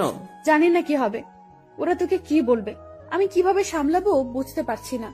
এই মুহূর্তে আমি বা তাকে কি বলবো বুঝতে পারছি না। ভাবছি এর সাথে থাকলেই সমস্যায় পড়তে হয়। ম্যাম বেশ টেনশনে পড়ে গেছে, একবার আমার দিকে তাকাচ্ছে, আরেকবার বাইরে। ম্যামের অবস্থা দেখে বেশ মায়াই হচ্ছিল। মিথ্যা বলে উনি বড় ফাঁসা ফেসে গেছেন। তার টেনশন কমানোর জন্য আমি তাকে ডেকে বললাম, ম্যাম। বল। আমি বলি কি, এত টেনশন করে লাভ নেই, যা হবার হবে। আর সত্যিটা বললে হয়তো উনারা বুঝতে পারবে। সত্যিটাই বা কিভাবে বলবো? আমার তো তাদের সামনে কথা বলতে ভয়ে হাত পা কাঁপবে। আচ্ছা ম্যাম, উনাদের সাথে আমি কথা বলবো। আরে তোর সাথে ওনারা কথাই বলবে না। সেটা দেখা যাবে, আগে তো বাসায় যাই। রাতটা কাটলো জেগে জেগেই। রাতের শেষ ভাগে যানজট কেটে গেল। আমরা ঢাকায় ফিরলাম আর সোজা ম্যামের বাসার সামনে পৌঁছে গেলাম। ম্যাম আমাকে বাইরে রেখে ভেতরে গেলেন। ভেতরে তার সাথে কি হচ্ছিল সেটা আমার কাছে অজানা। হয়তো তাকে বকা দিচ্ছে। কিছু সময় পর ম্যামের সাথে পুরো পরিবার আসলো। আমি তো দেখেই ভয়ে শেষ। ম্যামের বাবাকে দেখে আরো ভয় লাগছিল, কারণ উনি তো আমাকে চেনেন। স্যার আমার কাছে এসে বললেন, তুই আমাদের অফিসের পিয়ন তাই না? জি স্যার। আশেপাশে সবাই হেসে উঠল। ইরার চাচা তাকে ডেকে বলল, আরে এত মানুষ থাকতে তুই কিনা একটা পিয়নের সাথে লং ড্রাইভে গিয়েছিলি? ইরা চুপ, কারণ সে এখানে কিছুই বলতে সাহস পাবে না। চুপচাপ থাকতে হবে তাকে। তোকে যেন অফিসে না দেখি, ঠিক আছে? জি স্যার। আমি চলে আসলাম তাদের ওখান থেকে। বাইরে এসে দীর্ঘ একটা নিঃশ্বাস ফেললাম। যাক, তেমন বকা দেয়নি। ম্যামকেও হয়তো কিছু বলেনি। নিজের বাসায় আসলাম। 2 দিন পর খাওয়া দাওয়া বন্ধ হয়ে যাবে। বিছানায় শুয়ে শুয়ে ভাবছি, এখানে না থাকতে পারলে চলে যাব। দিনটা কোনো রকমে পার করলাম। পরদিন ঘুম থেকে জাগনা হয়েছে, কিন্তু বিছানা ছেড়ে উঠতে ইচ্ছা করছে না। মোবাইলটা হাতে নিলাম, দেখি বিকাশ কোম্পানি থেকে মেসেজ। বিরক্তি নিয়ে ফোনটা রেখে দিলাম। শুয়ে শুয়ে টাকার কথা ভাবছি। এমন সময় মনে হলো স্ক্রিনে মনে হয় কিছু দেখছিলাম। ঝটপট মোবাইলটা হাতে নিয়ে দেখি 25,000 টাকা আমার অ্যাকাউন্টে কে যেন পাঠিয়েছে। আর একটা মেসেজ আছে, এটা ম্যামের নম্বর। মেসেজটা সিন করে দেখতে পেলাম উনি শুধু ব্রেকআপ লিখে পাঠিয়েছেন। নিজে নিজে শিওর হলাম টাকাটা উনি পাঠিয়েছেন। হয়তো আমার প্রতি তার দয়া হয়েছে। যাক, আমার একটু ভালোই হলো, কাজ খুঁজতে সুবিধা হবে। ম্যামের সাথে দেখা হলে ধন্যবাদ দিব। আমার রুমের দরজায় কারো নক। আলসিমি ছেড়ে উঠে দরজা খুললাম। বাসার বড় ভাই এসেছে, যার কাছ থেকে আমি টাকা ধার করে এনেছি। ভাই আমার টাকাটা খুব প্রয়োজন, তুই যেভাবে পারিস টাকাটা দে। ভাই আমি তো বলেছি কয়েকদিন পর দিতে পারবো। না ভাই, আমার খুব দরকার। আচ্ছা আপনি বাসায় যান, আমি টাকা নিয়ে আসছি। দরজা লাগিয়ে দিয়ে ফোনটা হাতে নিব, তখনই আবার দরজায় নক। কেমন যেন খুব রেগে গিয়ে দরজাটা খুলেই বলি, আরে ভাই বললাম তো দিয়ে আসবো। একটু ধমকে সুরে বলেছি। আমার এমন করে বলাটা ভুল হয়েছে, কারণ সামনে ম্যাম দাঁড়িয়ে আছে। এখন কি বলবো, কিভাবে কথা কাটিয়ে নিব, এসব ভাবতে ভাবতে ম্যাম নিজে প্রশ্ন করলো, কি সমস্যা, এত রেগে আছিস কেন? আপনি এখানে? আমি বেশ অবাক, কারণ তাকে এখানে এভাবে কখনো আশা করিনি। আমার সামনে থেকে সর কুত্তা, ভেতরে যাব। আমি সরে দাঁড়াতে উনি ভেতরে ঢুকলেন। তারপর আমার বিছানায় নিজের শরীরটা এলিয়ে দিলেন। ফ্রেশ হয়ে নে। আজকে আবার কোথাও যাবেন নাকি? আরে না, তুই যা, ফ্রেশ হয়ে নে, কথা আছে। আচ্ছা আমি বাইরে থেকে আসছি একটু। ওকে। আমি বাইরে এসে টাকা উঠে বড় ভাইকে থামিয়ে আসি। উনি যদি আবার আসতেন, আমার রুমে মেয়ে দেখে হয়তো ভিন্ন কিছু ভাবতো। রুমে এসে দেখি ম্যাম ঘুমিয়ে গেছে। আমি ফ্রেশ হয়ে নিলাম। কাজ শেষে উনার দিকে তাকিয়ে ভাবছি, এই মেয়েটার যে কি হয়েছে। উনি চোখ খুলে বললেন, খাওয়া হয়েছে? না। টাকা না পাঠিয়ে দিলাম, এখনো খাসনি কেন? উঠতে তো হবে। যা, বাইরে থেকে খাবার নিয়ে আয়, একসাথে খাবো। ম্যাম আপনি এই পরিবেশে খেতে পারবেন না। তুই পারলে আমিও পারবো। কথা বাড়িয়ে লাভ নেই, এই মেয়ে আমার কথা শুনবে না। বাইরে গিয়ে টাকা উঠিয়ে ভাইকে দিলাম, আর ম্যামের কথা মতো খাবার নিয়ে আসলাম। খাবারটাও সকাল সকাল বিরিয়ানি। কি নিব ভেবে না পেয়ে এটা নিয়ে ফিরলাম। এসে দেখি ম্যাম আবার বিছানা উঠাচ্ছে। ম্যাম ছি ছি ছি, কি করেন? এবার এটা যদি আপনার পরিবার জানে তো আমাকে মেরেই ফেলবে। ভাই আপনি যান। ও সরি ম্যাম, আপনি চলে যান। চুপ থাক, খাবার এনেছিস? জি। তোর সাথে তো ব্রেকআপ হয়েছে আমার, তাই না? আমি কিভাবে জানবো? ওই যে সকালে মেসেজ করলাম। ওইটা যে আপনি কি জন্য লেখেন আমি জানি না। ব্রেকআপ হয়েছে তাই লিখছি। ও ভালো। আচ্ছা ম্যাম, আপনি খাবার খেয়ে বাসায় চলে যান। আপনার সাথে থেকে আমার চাকরিটা গেছে, জীবনটা যাক এটা আমি চাই না। চাকরি গেছে তো কি হয়েছে? আপনাকে তো বেতন দেওয়া হয়েছে। এত টাকা কেন দিয়েছেন? 20,000 তোর, আর বাকি টাকা তোর বেতন। যদিও কিছু টাকা আছে, সেটা মাস শেষে দিয়ে দিব। কাজ না করে টাকা আমি নিব না। কাজ তো তোকে দিবই। কি কাজ? আমার সাথে সময় কাটানো। আমাকে তো পাইছেন। মানে কি? মানে বোঝেন না? আমি কি আপনার ওই বিএফ যে এইভাবে সময় দিব? তুই আমার মুখের উপরে কথা বলিস? Sorry ma'am. তোর সাথে কোনো কথা নেই। আপনি যেভাবে এসে আমার বিছানায় শুয়ে পড়লেন, আমি তো বেশ ভয় পেয়েছি, আর এখনো পাচ্ছি। এটা যদি আপনার বাসার কেউ জানতে পারে, তো আমাকে এখান থেকে পালাতে হবে। তুই পালিয়ে যাবি তাই না? তো পালাবো না? আমার কি জানের ভয় নেই? কে মারবে তোকে? আপনার পরিবারের সবাই মিলেই মারবে। ভালো তো, মায়ের খাবি। আপনাদের মাইর দিতে ভালোই লাগে না। আমার এখানে থাকলে চলবে না, এই শহর ছাড়তে হবে। কি বললি? ম্যাম বসা থেকে উঠে দাঁড়ালো। আপনার টর্চারে এখান থেকে পালাতে হবে। ও তাই? হুম। এখান থেকে যেন পালাতে না পারিস, সেই ব্যবস্থা তো করতেই হয়। ম্যাম আমার দিকে এগিয়ে আসছে, একটু ভয় পেয়ে বললাম, মারবেন নাকি? না, অন্য কিছু করব। আপনি এভাবে তাকিয়ে আছেন কেন? আমার ভয় করে। এমনিতে কিন্তু কালকের ভয়ে এখনো ধুক ধুক করে উঠে, তার উপর আপনার এরকম চাহনি। আমার চোখে তুই ভয় দেখতে পাস? হ্যাঁ। ওকে, দেখাচ্ছি ভয়। ম্যাম আমার দিকে এগোচ্ছে, আর আমি পেছনের দিকে যাচ্ছি। এক সময় আমার পিঠ দরজায় লেগে যায়। ম্যামও আমার খুব কাছে চলে আসে। তার শরীর থেকে সুগন্ধি আসছে। নিশ্চয়ই দামি পারফিউম ব্যবহার করেন। সবকিছু মিলিয়ে নেশা ধরিয়ে দেওয়ার মতো একটা সুবাস। আমার বুকের ভেতরের অবস্থা খারাপ। ম্যাম যে কি করবে এখন তার কিছুই টের পাচ্ছি না। আমি তার চোখের দিকে তাকিয়ে দেখি তার চোখ হাসছে। না, আমি তার চোখের ভাষা কবে থেকে বোঝা শুরু করলাম। চোখ সরিয়ে নিলাম। ওই আমার দিকে তাকা। আবার তাকালাম। উপায় নেই, তাকাতেই হবে। এইভাবেই তাকিয়ে থাক। চোখ দিয়ে পানি বের হবে। হোক। আমার খুব লজ্জা লাগছে। এতটা কাছে আসলেন কেন? তুই পালিয়ে যেতে পারিস, তাই একটু আটকানোর চেষ্টা। জানি না এরপর থাকবি কিনা, চেষ্টা করে দেখতে সমস্যা কি? কি চেষ্টা করবেন? ইরা ম্যাম আমার নাকের সাথে নাক লাগালো। উনি মিটি মিটি হাসতেছেন। ওই অবস্থাতেই তিনি কথা বলা শুরু করলেন। মুভিতে তোর জায়গায় আমি থাকতাম, আর আমার জায়গায় তুই, কিন্তু এখানে ঠিক উল্টোটা হচ্ছে। আমি আর চোখ খুলে রাখতে পারলাম না, বন্ধ করে ফেললাম। চোখ খুলে রাখার শক্তি আমার নেই। আহারে আমার বেষ্টু। কথাটা বলে উনি আমার নাকে তার নাক ঘষা শুরু করলো। ম্যাম, একটু সরে দাঁড়ান। আগে বল পালাবি না? পালাবো না। প্রমিস কর। প্রমিস পালাবো না। এভাবে হবে না। তাহলে? ইরা তার জামাটা সরিয়ে বলল, নাভি টাচ করে বলতে হবে। ওনার নাভি দেখেই আমি চোখ সরিয়ে ফেলি। অসম্ভব সুন্দর একটা জিনিস দেখলাম। চোখটা বারবার সেই দিকে তাকাতে চাইছিল। কোন রকম অন্যদিকে তাকিয়ে আছি। এই নে, এটা টাচ করে প্রমিস কর। ওইখানে টাচ করে শুধু শুধু? আমি তো বললাম প্রমিস। আমি বিশ্বাস করি না। ম্যাম ওখানে আমি হাত দিতে পারবো না, যত যাই বলেন। কেন? আপনার যে বর হবে সেই দিবে। আচ্ছা, তুই আমার হবু বর, এখন নে টাচ কর। চিচি ম্যাম কি বলেন? এক আদেশ এতবার দিতে পারবো না, কিন্তু আমি তোরে দিতে বলছি না। আমার লজ্জা করে। তোর লজ্জার আমি রাগাবিরা বলে দিলাম। ম্যামের মাথা পুরো গেছে মনে হয়, না হলে এসব কথা বলছে তাও আমাকে। উনাকে জিজ্ঞেস করা ছাড়া কোনো উপায় নেই। ম্যাম এমন করতেছেন কেন? আমার গালে এক থাপ্পড় দিয়ে বলল, আমি যেটা বলি সেটা না করে তুই আমাকে উল্টো প্রশ্ন করতেছিস। তাহলে কি ধরবো? তো ভাবছি মায়ের খাবার থেকে ধরাই ভালো। আর সত্যি কথা বলতে দেখার পর আমি লোভ সামলাতে পারছি না। আমি ওনার নাভির উপর জাস্ট হাতটা রাখলাম। উনি একবার চোখ বন্ধ করে আবার চোখ খুললেন। চুপ কেন? কথা দিলাম যাব না। গুড, এখন হাত সরিয়ে নে। ও সরি ম্যাম, আমার থেকে দূরে গেল, আমি বাঁচলাম। উনি আবার বলতে শুরু করলেন, বাবাকে চ্যালেঞ্জ করে আসছি, তোকেই বিয়ে করব আমি। ও আল্লাহ, না ম্যাম এটা কি বলছেন আপনি? তুই বুঝবি না, আমি তোকে টাকা দেওয়ার পরেই ঝগড়াটা লাগছে।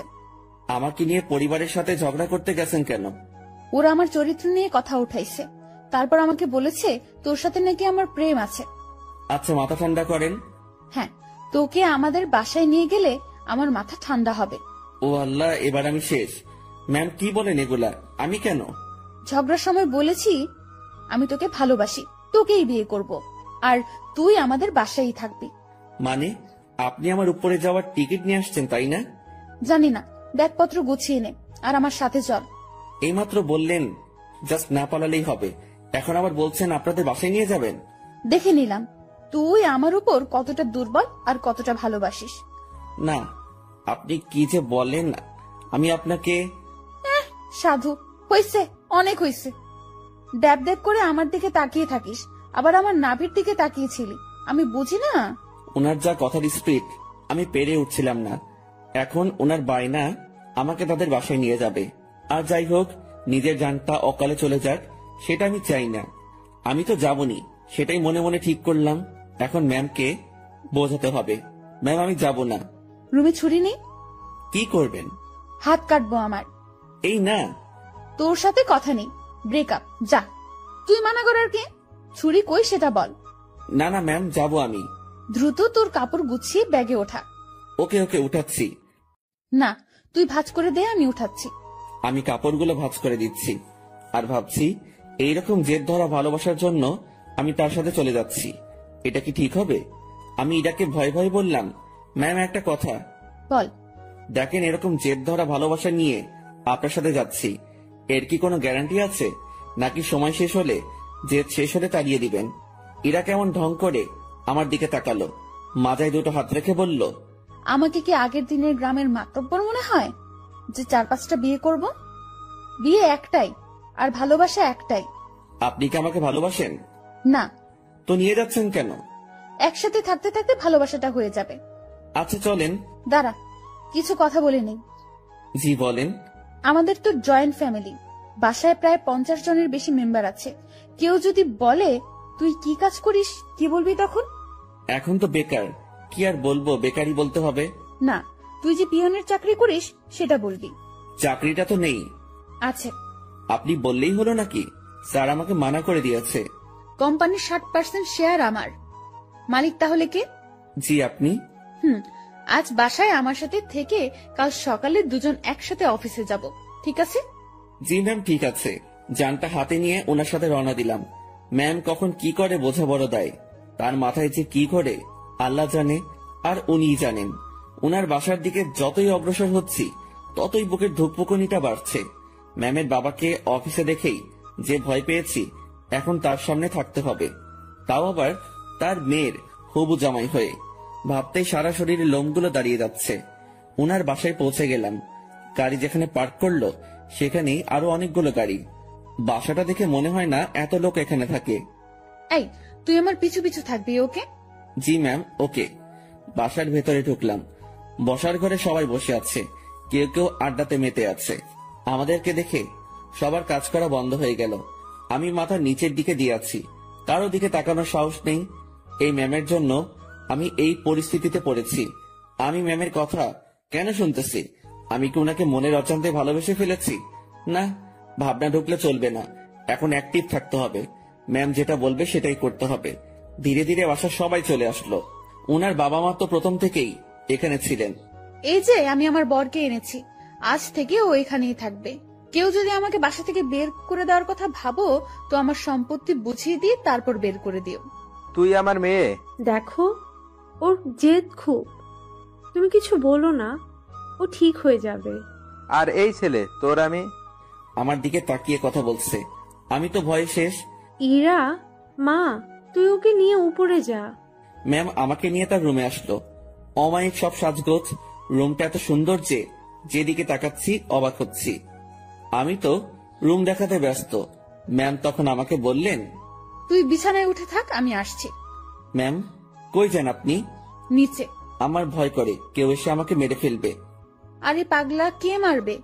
আপনার ওই পুলিশ চাচা। উনি বাসায় নেই, আর আমি নিচে যাব আর আসবো। আচ্ছা। ইরা চলে যাওয়ার পর রুমটা ভালোভাবে দেখছিলাম। দেখতে দেখতে বিছানায় বসে পড়লাম। বিছানাটাও বেশ নরম, বসার সাথে সাথে কেমন যেন একটা নরম তুলতুলে ভাব। হঠাৎ ইরার মা রুমে প্রবেশ করলেন। আমি তাকে দেখে দাঁড়িয়ে গেলাম। উনি আমার কাছে এসে বললেন, বাবা, নাম কি তোমার? জি শুভ। ও, ইরা হয়তো পাগলামি করে এমনটা করেছে। তোমার বাবা মা, ফ্যামিলি আছে, তারা এইসব শুনলে সমস্যা করবে। তুমি বিকেল পর্যন্ত থেকে চলে যেও, একটু পরে ওর রাগ কমে যাবে। আমি কিছু বলার আগেই রুমে ঢুকতে ঢুকতে ইরা বলল, ওর বাবা মা নেই, বিকেল পর্যন্ত রাখার জন্য ওনাকে আমি নিয়ে আসিনি। আর তোমাকে এসব বলতে কে বলেছে? দেখ ইরা, তোর বাবাকে তুই তো চিনিস। বাবাও আমাকে চেনে। বাইরের একটা ছেলে ধরে এনে এভাবে বাসায় ঢুকানো ঠিক হয়নি। লোকে খারাপ বলবে, সমাজ খারাপ বলবে। তো তোমরা সবাই আমাকে ওইসব বলেছিলে কেন, যে ওর সাথে আমার রিলেশন আছে? আচ্ছা, আমরা সবাই তোর কাছে ক্ষমা চেয়ে নিব। এখন তুই ছেলেটাকে বিদায় কর। না, ওকে আর কিভাবে বিদায় করব? ও আমাদের এখানেই থাকবে। মানে? আমার রাগটা কমে যাক, আমি বাবার সাথে কথা বলে নিব। তুমি যাও। তুই এখনই এসে তোর বাবার সাথে কথা বল। যাও তুমি, আমি আসতেছি। ইরার মা চলে যাওয়ার পর, ম্যাম আমি বলি কি, আপনার রাগ কমে যাওয়ার পর আমি চলে যাব। পরিবারের সাথে এমন করতে হয় না। সবাই যেটা বলে সেটার মধ্যে থাকাই ভালো। তোর থেকে ভালো বুঝি আমি। জি ঠিক আছে। তুই যে চলে যেতে চাস, তাহলে আমাদের বন্ধুত্বের কি হবে? এরকম বন্ধু পাওয়া অনেক মুশকিল। এখন পেয়েছি, কাছে রাখার চেষ্টা করব। তুই এখান থেকে যাওয়ার কথা মুখে আনবি না। আচ্ছা ম্যাম, আমার সাথে কিছু সময় কথা বলে তার বাবার কাছে যায়। সেখানে তার বাবার সাথে অনেক কথা হয়, আর সেগুলো আমাকে এসে ম্যাম বলা শুরু করলো। শোন, তোর চাকরি কনফার্ম। ড্রাইভিং করতে পারিস? না। ও আচ্ছা, বাবাকে সত্যি কথাটা বলে দিয়েছি। আর রাগের মাথায় তোর সাথে অনেক কিছুই করে ফেলেছি। তুই মন খারাপ করিস না। আর তুই আমার বন্ধু, তোকে দূরে সরিয়ে দেব না, কাছেই রাখছি আমার ড্রাইভার হিসেবে। আমি যেখানেই যাব তুইও সেখানে। খুশি তো? ম্যাম এত কিছু করলেন, আমার তো এ বাসার লোকজনদের দেখলে ভয় করে। আরে পাগল, ভয় কিসের? আর তুই থাকবি তো আমার সাথে, একা একা তো না। আর তোর থাকার জায়গাও আমার খুব কাছে। মানে পাশের রুমে। আমার রুম থেকে তোর রুম যেতে বাইরে দিয়ে ঘুরে যেতে হবে না। 2 রুমের মাঝেই একটা দরজা আছে, দেখবি? আয়। ম্যাম আমাকে নতুন রুমটা দেখিয়ে দিল। ম্যামের কোনো বান্ধবী আসলে এই রুমেই থাকতো। বন্ধু হিসেবে এটা আমার জন্য ফিক্সড। সেই যে এসে রুমে ঢুকেছি, বের হওয়ার নামই নেই। কিভাবে বের হব? বাইরে বের হওয়ার কথা মনে হলেই হাত পা ঠান্ডা হয়ে আসে। এই বাসার মানুষকে বড্ড ভয় হয়। তবে আমি জানি না তারা কেমন। বিকেলবেলা ম্যাম আমাকে নিয়ে বের হয়। ম্যাম গাড়ি চালাচ্ছে আর ধীরে ধীরে আমাকে সবকিছু শিখিয়ে দিচ্ছে। মন দিয়ে সব দেখছিলাম আর শুনছিলাম। সন্ধ্যায় আবার বাসায় ফিরলাম। বাসার কাজের লোকটা আমার খাবার রুমে এসেই দিয়ে যাচ্ছে। তার মানে বাকিদের সাথে খেতে হবে না। বাঁচা গেল। ম্যাম তার রুমে বসে অফিসের কাজ করছে, আর আমি আমার রুমে বসে কোনো কাজ নেই। একবার রুমের এপাশ থেকে ওপাশে যাচ্ছি, কখন আবার রুমের জানালা খুলে দিয়ে দাঁড়িয়ে থাকি। আমার তো আবার প্রকৃতি দেখার অভ্যাস। আর একটু রাত হলো। এবার নজর গেল নিজের ব্যাগের দিকে। ব্যাগ থেকে কাপড় এখনো বের করা হয়নি। বিছানায় ব্যাগ নিয়ে গিয়ে কাপড় বের করছিলাম, আর তখনই সেই সকালের কথা মনে পড়ে গেল। ম্যাম কি টর্চারটাই না করেছিল সকালবেলা, আর সেখানে ওনার কাছে আসা পেটে হাত রাখা। এসব মনে পড়তেই হাসি পেল। একা একা হাসছিলাম। হঠাৎ রুমের ভেতরের দরজায় নক। ম্যাম ডাকছে। তড়িঘড়ি করে উঠে গিয়ে দরজা খুলে দিলাম। জি ম্যাম আসুন। কি করতেছিস তুই? এই যে কাপড়গুলো বের করতেছি। তুই অনেক আলসে মানুষ তো। সেই সকালে আসছি, এখনো তুই কিছুই গুছিয়ে উঠতে পারিসনি। মনে ছিল না। ভাঁজ কর এখন। আমি আবার বিছানায় বসে কাপড় ভাঁজ করায় মন দিলাম। ম্যাম আমার গা ঘেঁষে বসলো। উনি খুব কাছে বসেছিল, তাই বললাম, ম্যাম একটু দূরে বসেন, সমস্যা হচ্ছে। কথাটা বলেই মনে হয় জীবনে সব থেকে বড় একটা ভুল করলাম। কথাটা বলার সাথে সাথে ম্যাম চোখ লাল করে ফেললেন। দেখে বোঝাই যাচ্ছিল বেশ রাগ করেছে। ফর্সা মানুষ, তার শরীরে রক্তগুলো সব চোখ মুখ গালে এসে জড়ো হচ্ছিল। দেখে এমনটাই মনে হচ্ছে। উনি উঠে দাঁড়ালেন আর তার রুমে চলে গেলেন দরজা না লাগিয়ে। আমি বিছানায় বসে আছি, ভাবছি ভুল যা করার তা তো করেই ফেলেছি। আমার জীবনে সুখ নেই, শুধু সমস্যা আর সমস্যা। কাপড় আর ব্যাগ ফেলে রেখেই পা টিপে টিপে তার রুমের দিকে এগোতে থাকলাম। উকি দিয়ে দেখি আমার মতোই জানালা খুলে দাঁড়িয়ে আছে, বারবার চোখ মুছছে। ওনার রাগ ভাঙাতে ওনার খুব কাছে গিয়ে দাঁড়াতে হবে, তাছাড়া এর বিকল্প কোনো উপায় নেই। আমি পা টিপে টিপে তার কাছে গেলাম। উনি কিছু বলছেন না, হয়তো টের পেয়েছেন আমি আসছি। উনি যে চালাক মানুষ, আমার রুমে প্রবেশ করা অবশ্যই টের পেয়েছেন। আমি তার পাশে গিয়ে দাঁড়াতেই, আপনি আপনার রুমে যান, নয়তো খারাপ কিছু হবে। দুঃখিত, আমার ভুল হয়েছে। আমি আপনাকে আপনার রুমে যেতে বলেছি। আমি আরেকটু কাছে গিয়ে দাঁড়ালাম, কিন্তু তার শরীরের সাথে স্পর্শ লাগেনি। রাগ উঠায়েন না আর। আচ্ছা, ইংরেজি ভাষায় বলতেছি, সরি। তোর সরির আমি, তুই যাবি এখান থেকে। একটু তো দূরে যেতে বলেছি, তাতেই এত রাগ করতে হবে? আমি তো দূরের মানুষ, দূরেই থাকবো, তাই না? না, কাছের মানুষ। না না, কাছের মানুষ তো দূরে থাকে না, কাছেই থাকে। সরি, আমি বুঝতে পারিনি। আমার বলাটা ঠিক হয়নি, আপনার কাছে আসাটা ঠিক ছিল। রাত হয়েছে, রুমে গিয়ে ঘুমিয়ে পড়ো, সকালে অফিস আছে। রাগ কমেছে তো আপনার? কমে যাবে। এত অভিমানী আমি কখনো দেখিনি। আমি নিজেই নিজেকে প্রশ্ন করলাম, আমি ভুল করছি না তো? উনি এত বন্ধুত্বের কথা বলতেছেন, আমি তো তার ডাকে একটুও সাড়া দিচ্ছি না। আমার কি দূরে থাকাটা ঠিক হচ্ছে? উনি তো তার বন্ধুর জন্য অনেক কিছুই করেছে, আমি তো কিছুই করতে পারলাম না, বা এখনো কিছু করিনি। আমি কি তার বন্ধুত্বের ভালোবাসায় সাড়া দিব? মনের সাথে বোঝাপড়া যখন শেষ হলো, তখন আমি তার ডান হাতটা আমার দু হাতের মধ্যে রেখে বললাম, এই তো কাছে এসেছি, আর দূরে যাওয়ার কথা বলবো না। অমন ভুল কখনো হবে না, সরি। সত্যি তো? উনার কণ্ঠ শুনে মনে হচ্ছিল অভিমানটা অনেকটাই কমেছে। কেন যে ম্যাম এমনটা করে? ম্যাম, এখন যাই তাহলে। কাছে থাকতে ভালো লাগছে না। আপনি তো বললেন কাল অফিস আছে, আমাকে ঘুমাতে বললেন। পরে ঘুমাবি। ম্যাম আনমনে জানালা দিয়ে বাইরে তাকিয়ে আছেন। তার ডান হাতটা তখনই আমার দু হাতের মধ্যে এক অন্যরকম ভালো লাগা কাজ করছিল তখন। সেটা যে কি আমি ঠিক বলতে পারবো না। আমি ম্যামের মুখের দিকে তাকালাম, দেখি মিটিমিটি হাসছে। আমি তার হাসি দেখে প্রশ্ন করেই বসলাম, এভাবে আনমনে বাইরে তাকিয়ে কি দেখেন? বাইরে কি দেখি? তোকে। আমাকে মানে?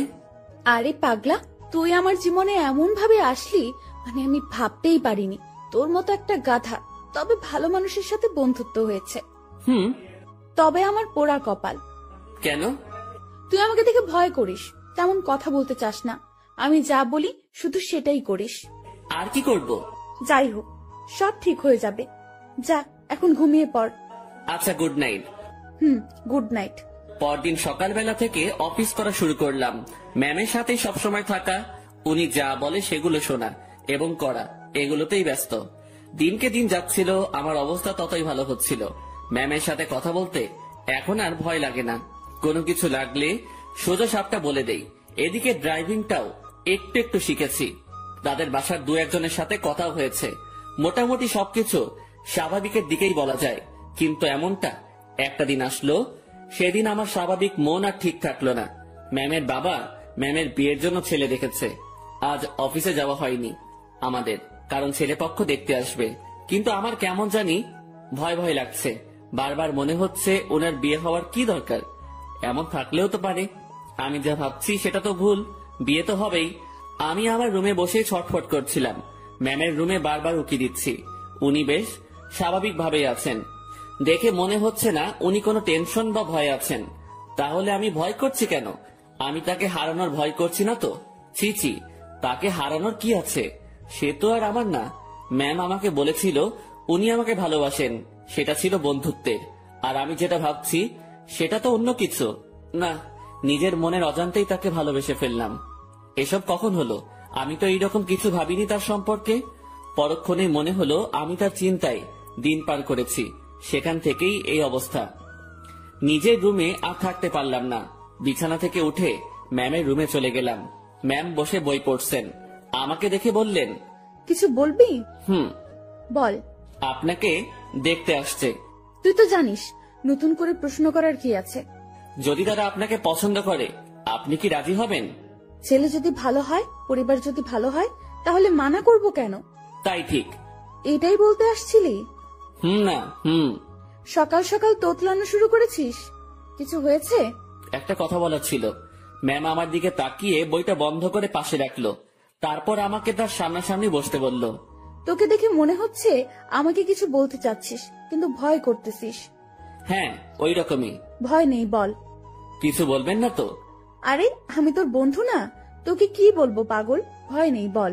আপনি আপনার বাবাকে বলে বিয়েটা ক্যান্সেল করে দেন। ওই বিয়ে তো ঠিকই হয়নি, এখনই কিভাবে ক্যান্সেল করে দিব? আর কেন ক্যান্সেল করব? আরে আপনি চলে গেলে আমি কিভাবে থাকবো? ওই কিভাবে থাকবি মানে? তুইও থাকবি বাসার বাকি যারা যেভাবে আছে সেভাবে? আমাকে ছাড়া আপনি কি থাকতে পারবেন? ম্যাম আমার দিকে এক দৃষ্টিতে তাকিয়ে আছে। আমার কথা শুনে হয়তো সে অবাক হয়েছে। এই বাসায় বিয়ে করেন? মানে তোর মাথা গেছে নাকি? I love you. মুখ ফসকে হোক আর যেভাবে হোক কথাটা বলে ফেললাম। মনে মনে ভাবছিলাম বাংলায় বলবো, কিন্তু মুখ থেকে ইংরেজিতেই বেরিয়ে গেল। আমার কথা শুনে ম্যাম মিটি মিটি হাসতেছেন। তুই যা বললি ভেবে বলেছিস? না, কেন? ভাবার কি আছে? আমার যেটা নিয়ে ভয় হয়েছে সেটার জন্য বলেছি এটা। কি নিয়ে ভয় হয়েছে? আপনার চলে যাওয়া। আমি চলে গেলে তো কি হয়েছে? তুই একটা বিয়ে করবি, তার সাথে থাকবি, সে তোর কেয়ার করবে। আপনাকে লাগবে। বাচ্চাদের মতো আবদার করতেছিস কেন? জানি না। এক অন্যরকম শুভকে দেখছি, যে কখনো এভাবে আমার কাছ থেকে কিছু চায়নি। আচ্ছা কি লাগবে, কি জন্য লাগবে, সবকিছু বুঝিয়ে বল। আমি কিছু বোঝাতে পারবো না। আপনাকে লাগবে, আর আপনাকে ভালোবাসার জন্য লাগবে। আমার এমন কথা শুনে ম্যাম লজ্জায় তো শেষ, অন্যদিকে তাকিয়ে হাসতেছে। হাসি থামিয়ে বলল, তো এখন আমাকে কি করতে হবে? আপনি বোঝেন না? যতই বুঝি, কিন্তু আপনাকে বলতে হবে। কি করতে হবে বলেন। একবার তো বললামই যে ভালোবাসি, আর আমার কাছে থাকতে হবে। যদি বলি ভালোবাসি না? আমি চুপ করে রইলাম। এই কথার উত্তর দে। আমি কিভাবে আটকাবো? চলে যাবেন, আমিও চলে যাব। কোথায় যাবি? জানি না। ও, তো বলেন, ভালোবাসার বীজ কবে বপন করেছিলেন, আর সেটা থেকে চারা গাছ হলো কিভাবে? ইরা নামের একটা পাখি আমার জমিতে এসে তার মুখ থেকে ভালোবাসার বীজটা ফেলে দিয়ে চলে যায়, আর সেই বীজটাই। পুরোটা বলার আগে ম্যাম হাসতে হাসতে শেষ। উনার হাসি দেখে আমার রাগ হচ্ছিল। আমি উনাকে কিছু বোঝাতে যাচ্ছি, আর উনি হেসে উড়িয়ে দিচ্ছেন। উনি হাসি থামিয়ে বললেন, আজ সকালটা অন্যরকম ভাবে শুরু হলো। এমন হাসির কথা কখনো শুনিনি। উনার কথা শুনে বেশ লজ্জা পেলাম।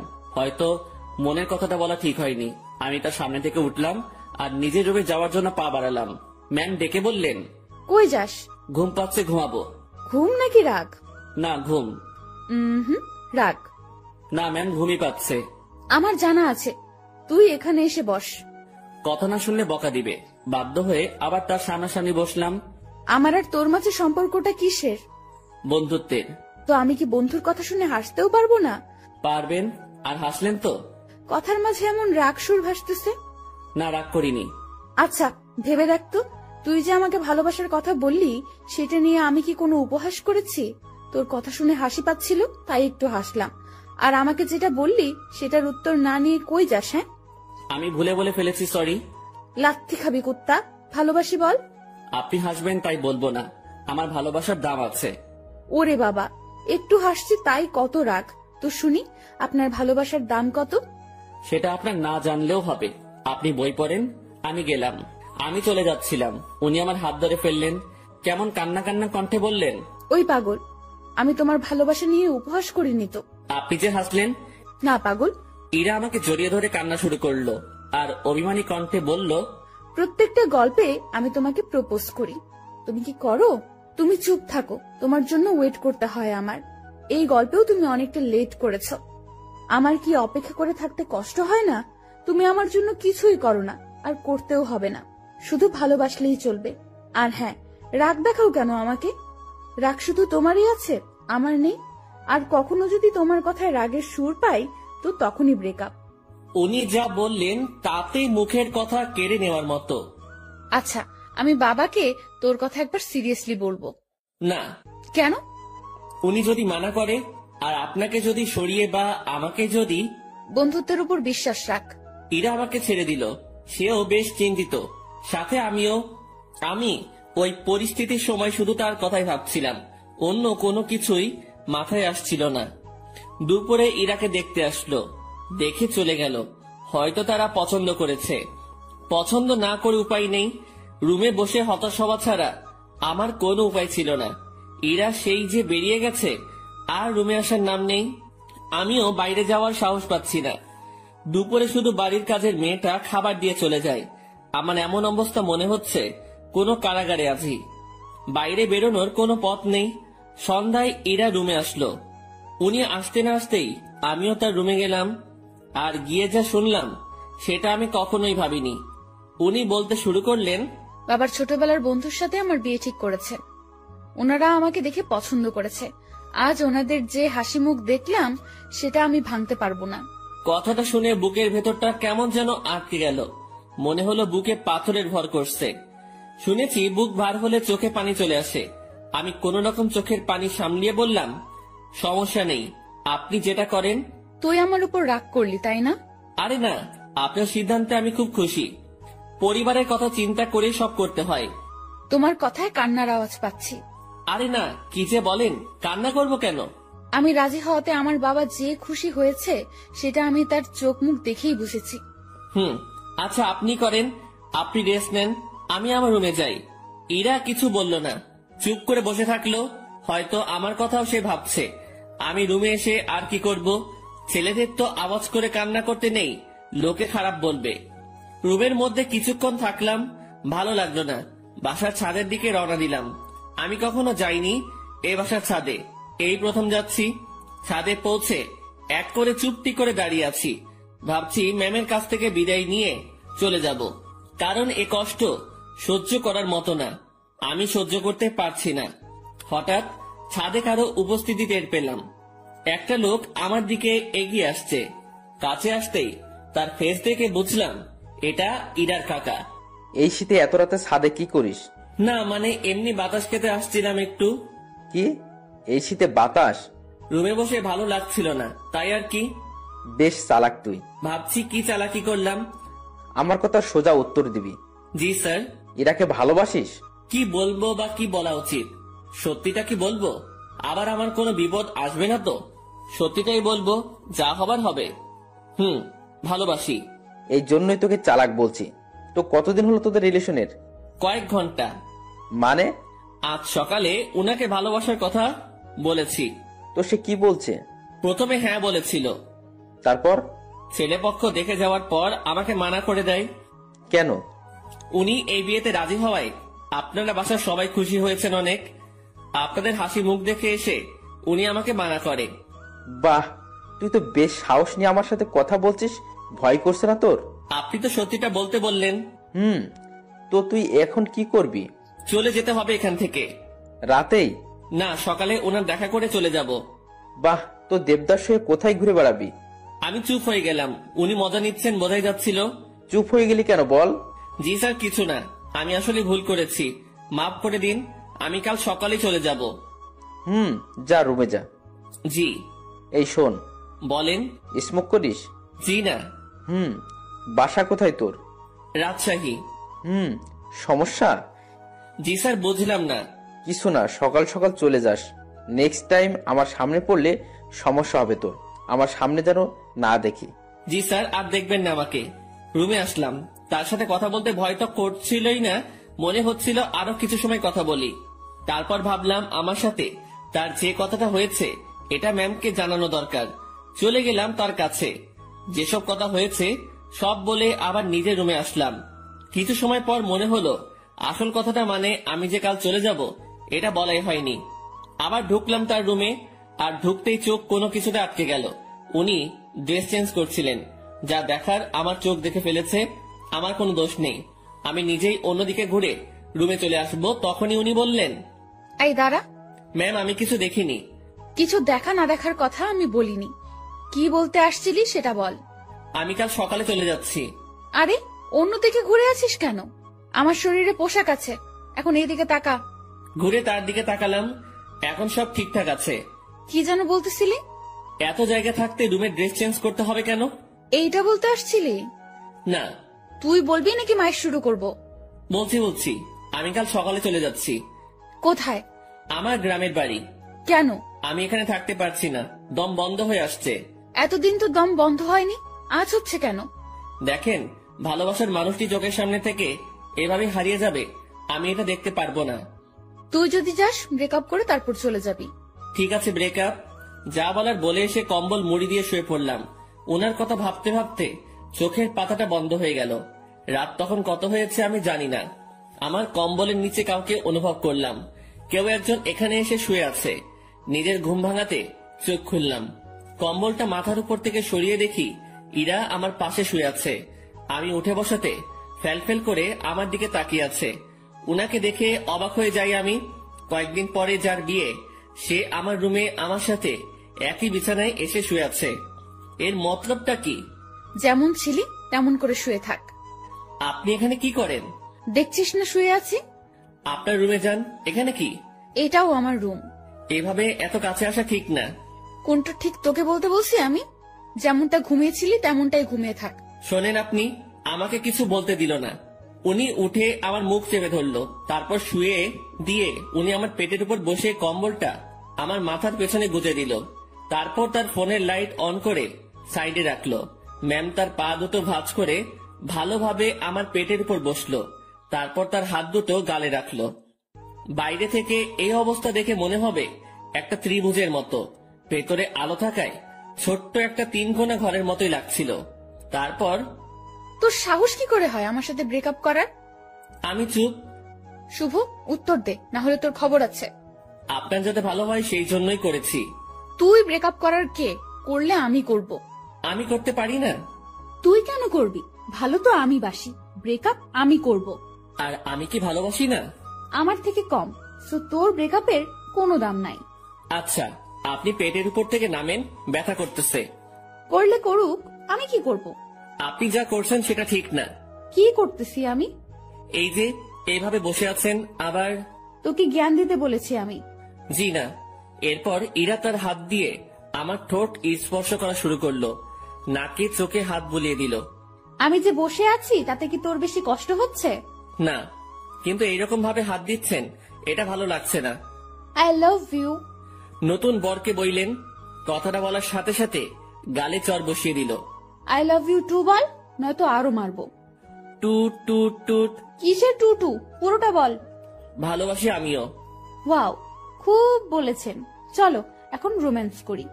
ম্যাম ওয়েট, কিসের রোম্যান্স? আমি তো আপনার বর না, এগুলো ঠিক হবে না।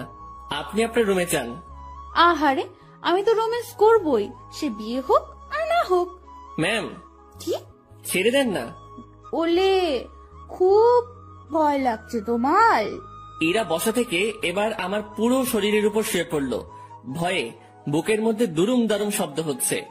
ইরা এবার আমার বুকের উপর হাত রেখে তাতে তার থুতনি রাখলো, আর বোকা বোকা গলায় বলল, ভয় নেই, এই যে তোমার কাঁধ থেকে মাথা পর্যন্ত আজ আমি এইটুকুতে আমি যা ইচ্ছা করব। ওনাকে আর থামাতে পারলাম না। ভেতরে ফোনের লাইট নিভিয়ে দিয়ে আমার ঘাড়ে আর গলায় তার ঠোঁটের স্পর্শ দেওয়া শুরু করলো। তার খোলা চুলগুলো আমার দিকে হেলেছিল, আর উনি তো তার কাজ করেই যাচ্ছেন। কিছু সময় পর, আমি তোমার বুকে এখন ঘুমাবো, সকালে আমাকে ডেকে দিও। আমি কিছু করতে পারি না। তুমি আবার করবা? তুমি মানে, সরি, আপনি যেগুলো করলেন। ওই না, তুমি কেন করবা? তুমি কিচ্ছু করতে পারবে না। রাগ। আরে না, কি বলেন, রাগ করবো কেন? সরি। ইরা ফোনের লাইট আবার অন করলো। উনি ওনার গলা থেকে ওনাটা সরিয়ে দিতে নিচ্ছিল, আমি থামিয়ে দিলাম। কি করছেন? তুমি না বললে কি যেন করবা? আপনার ওই গলাটুকুই লাগবে।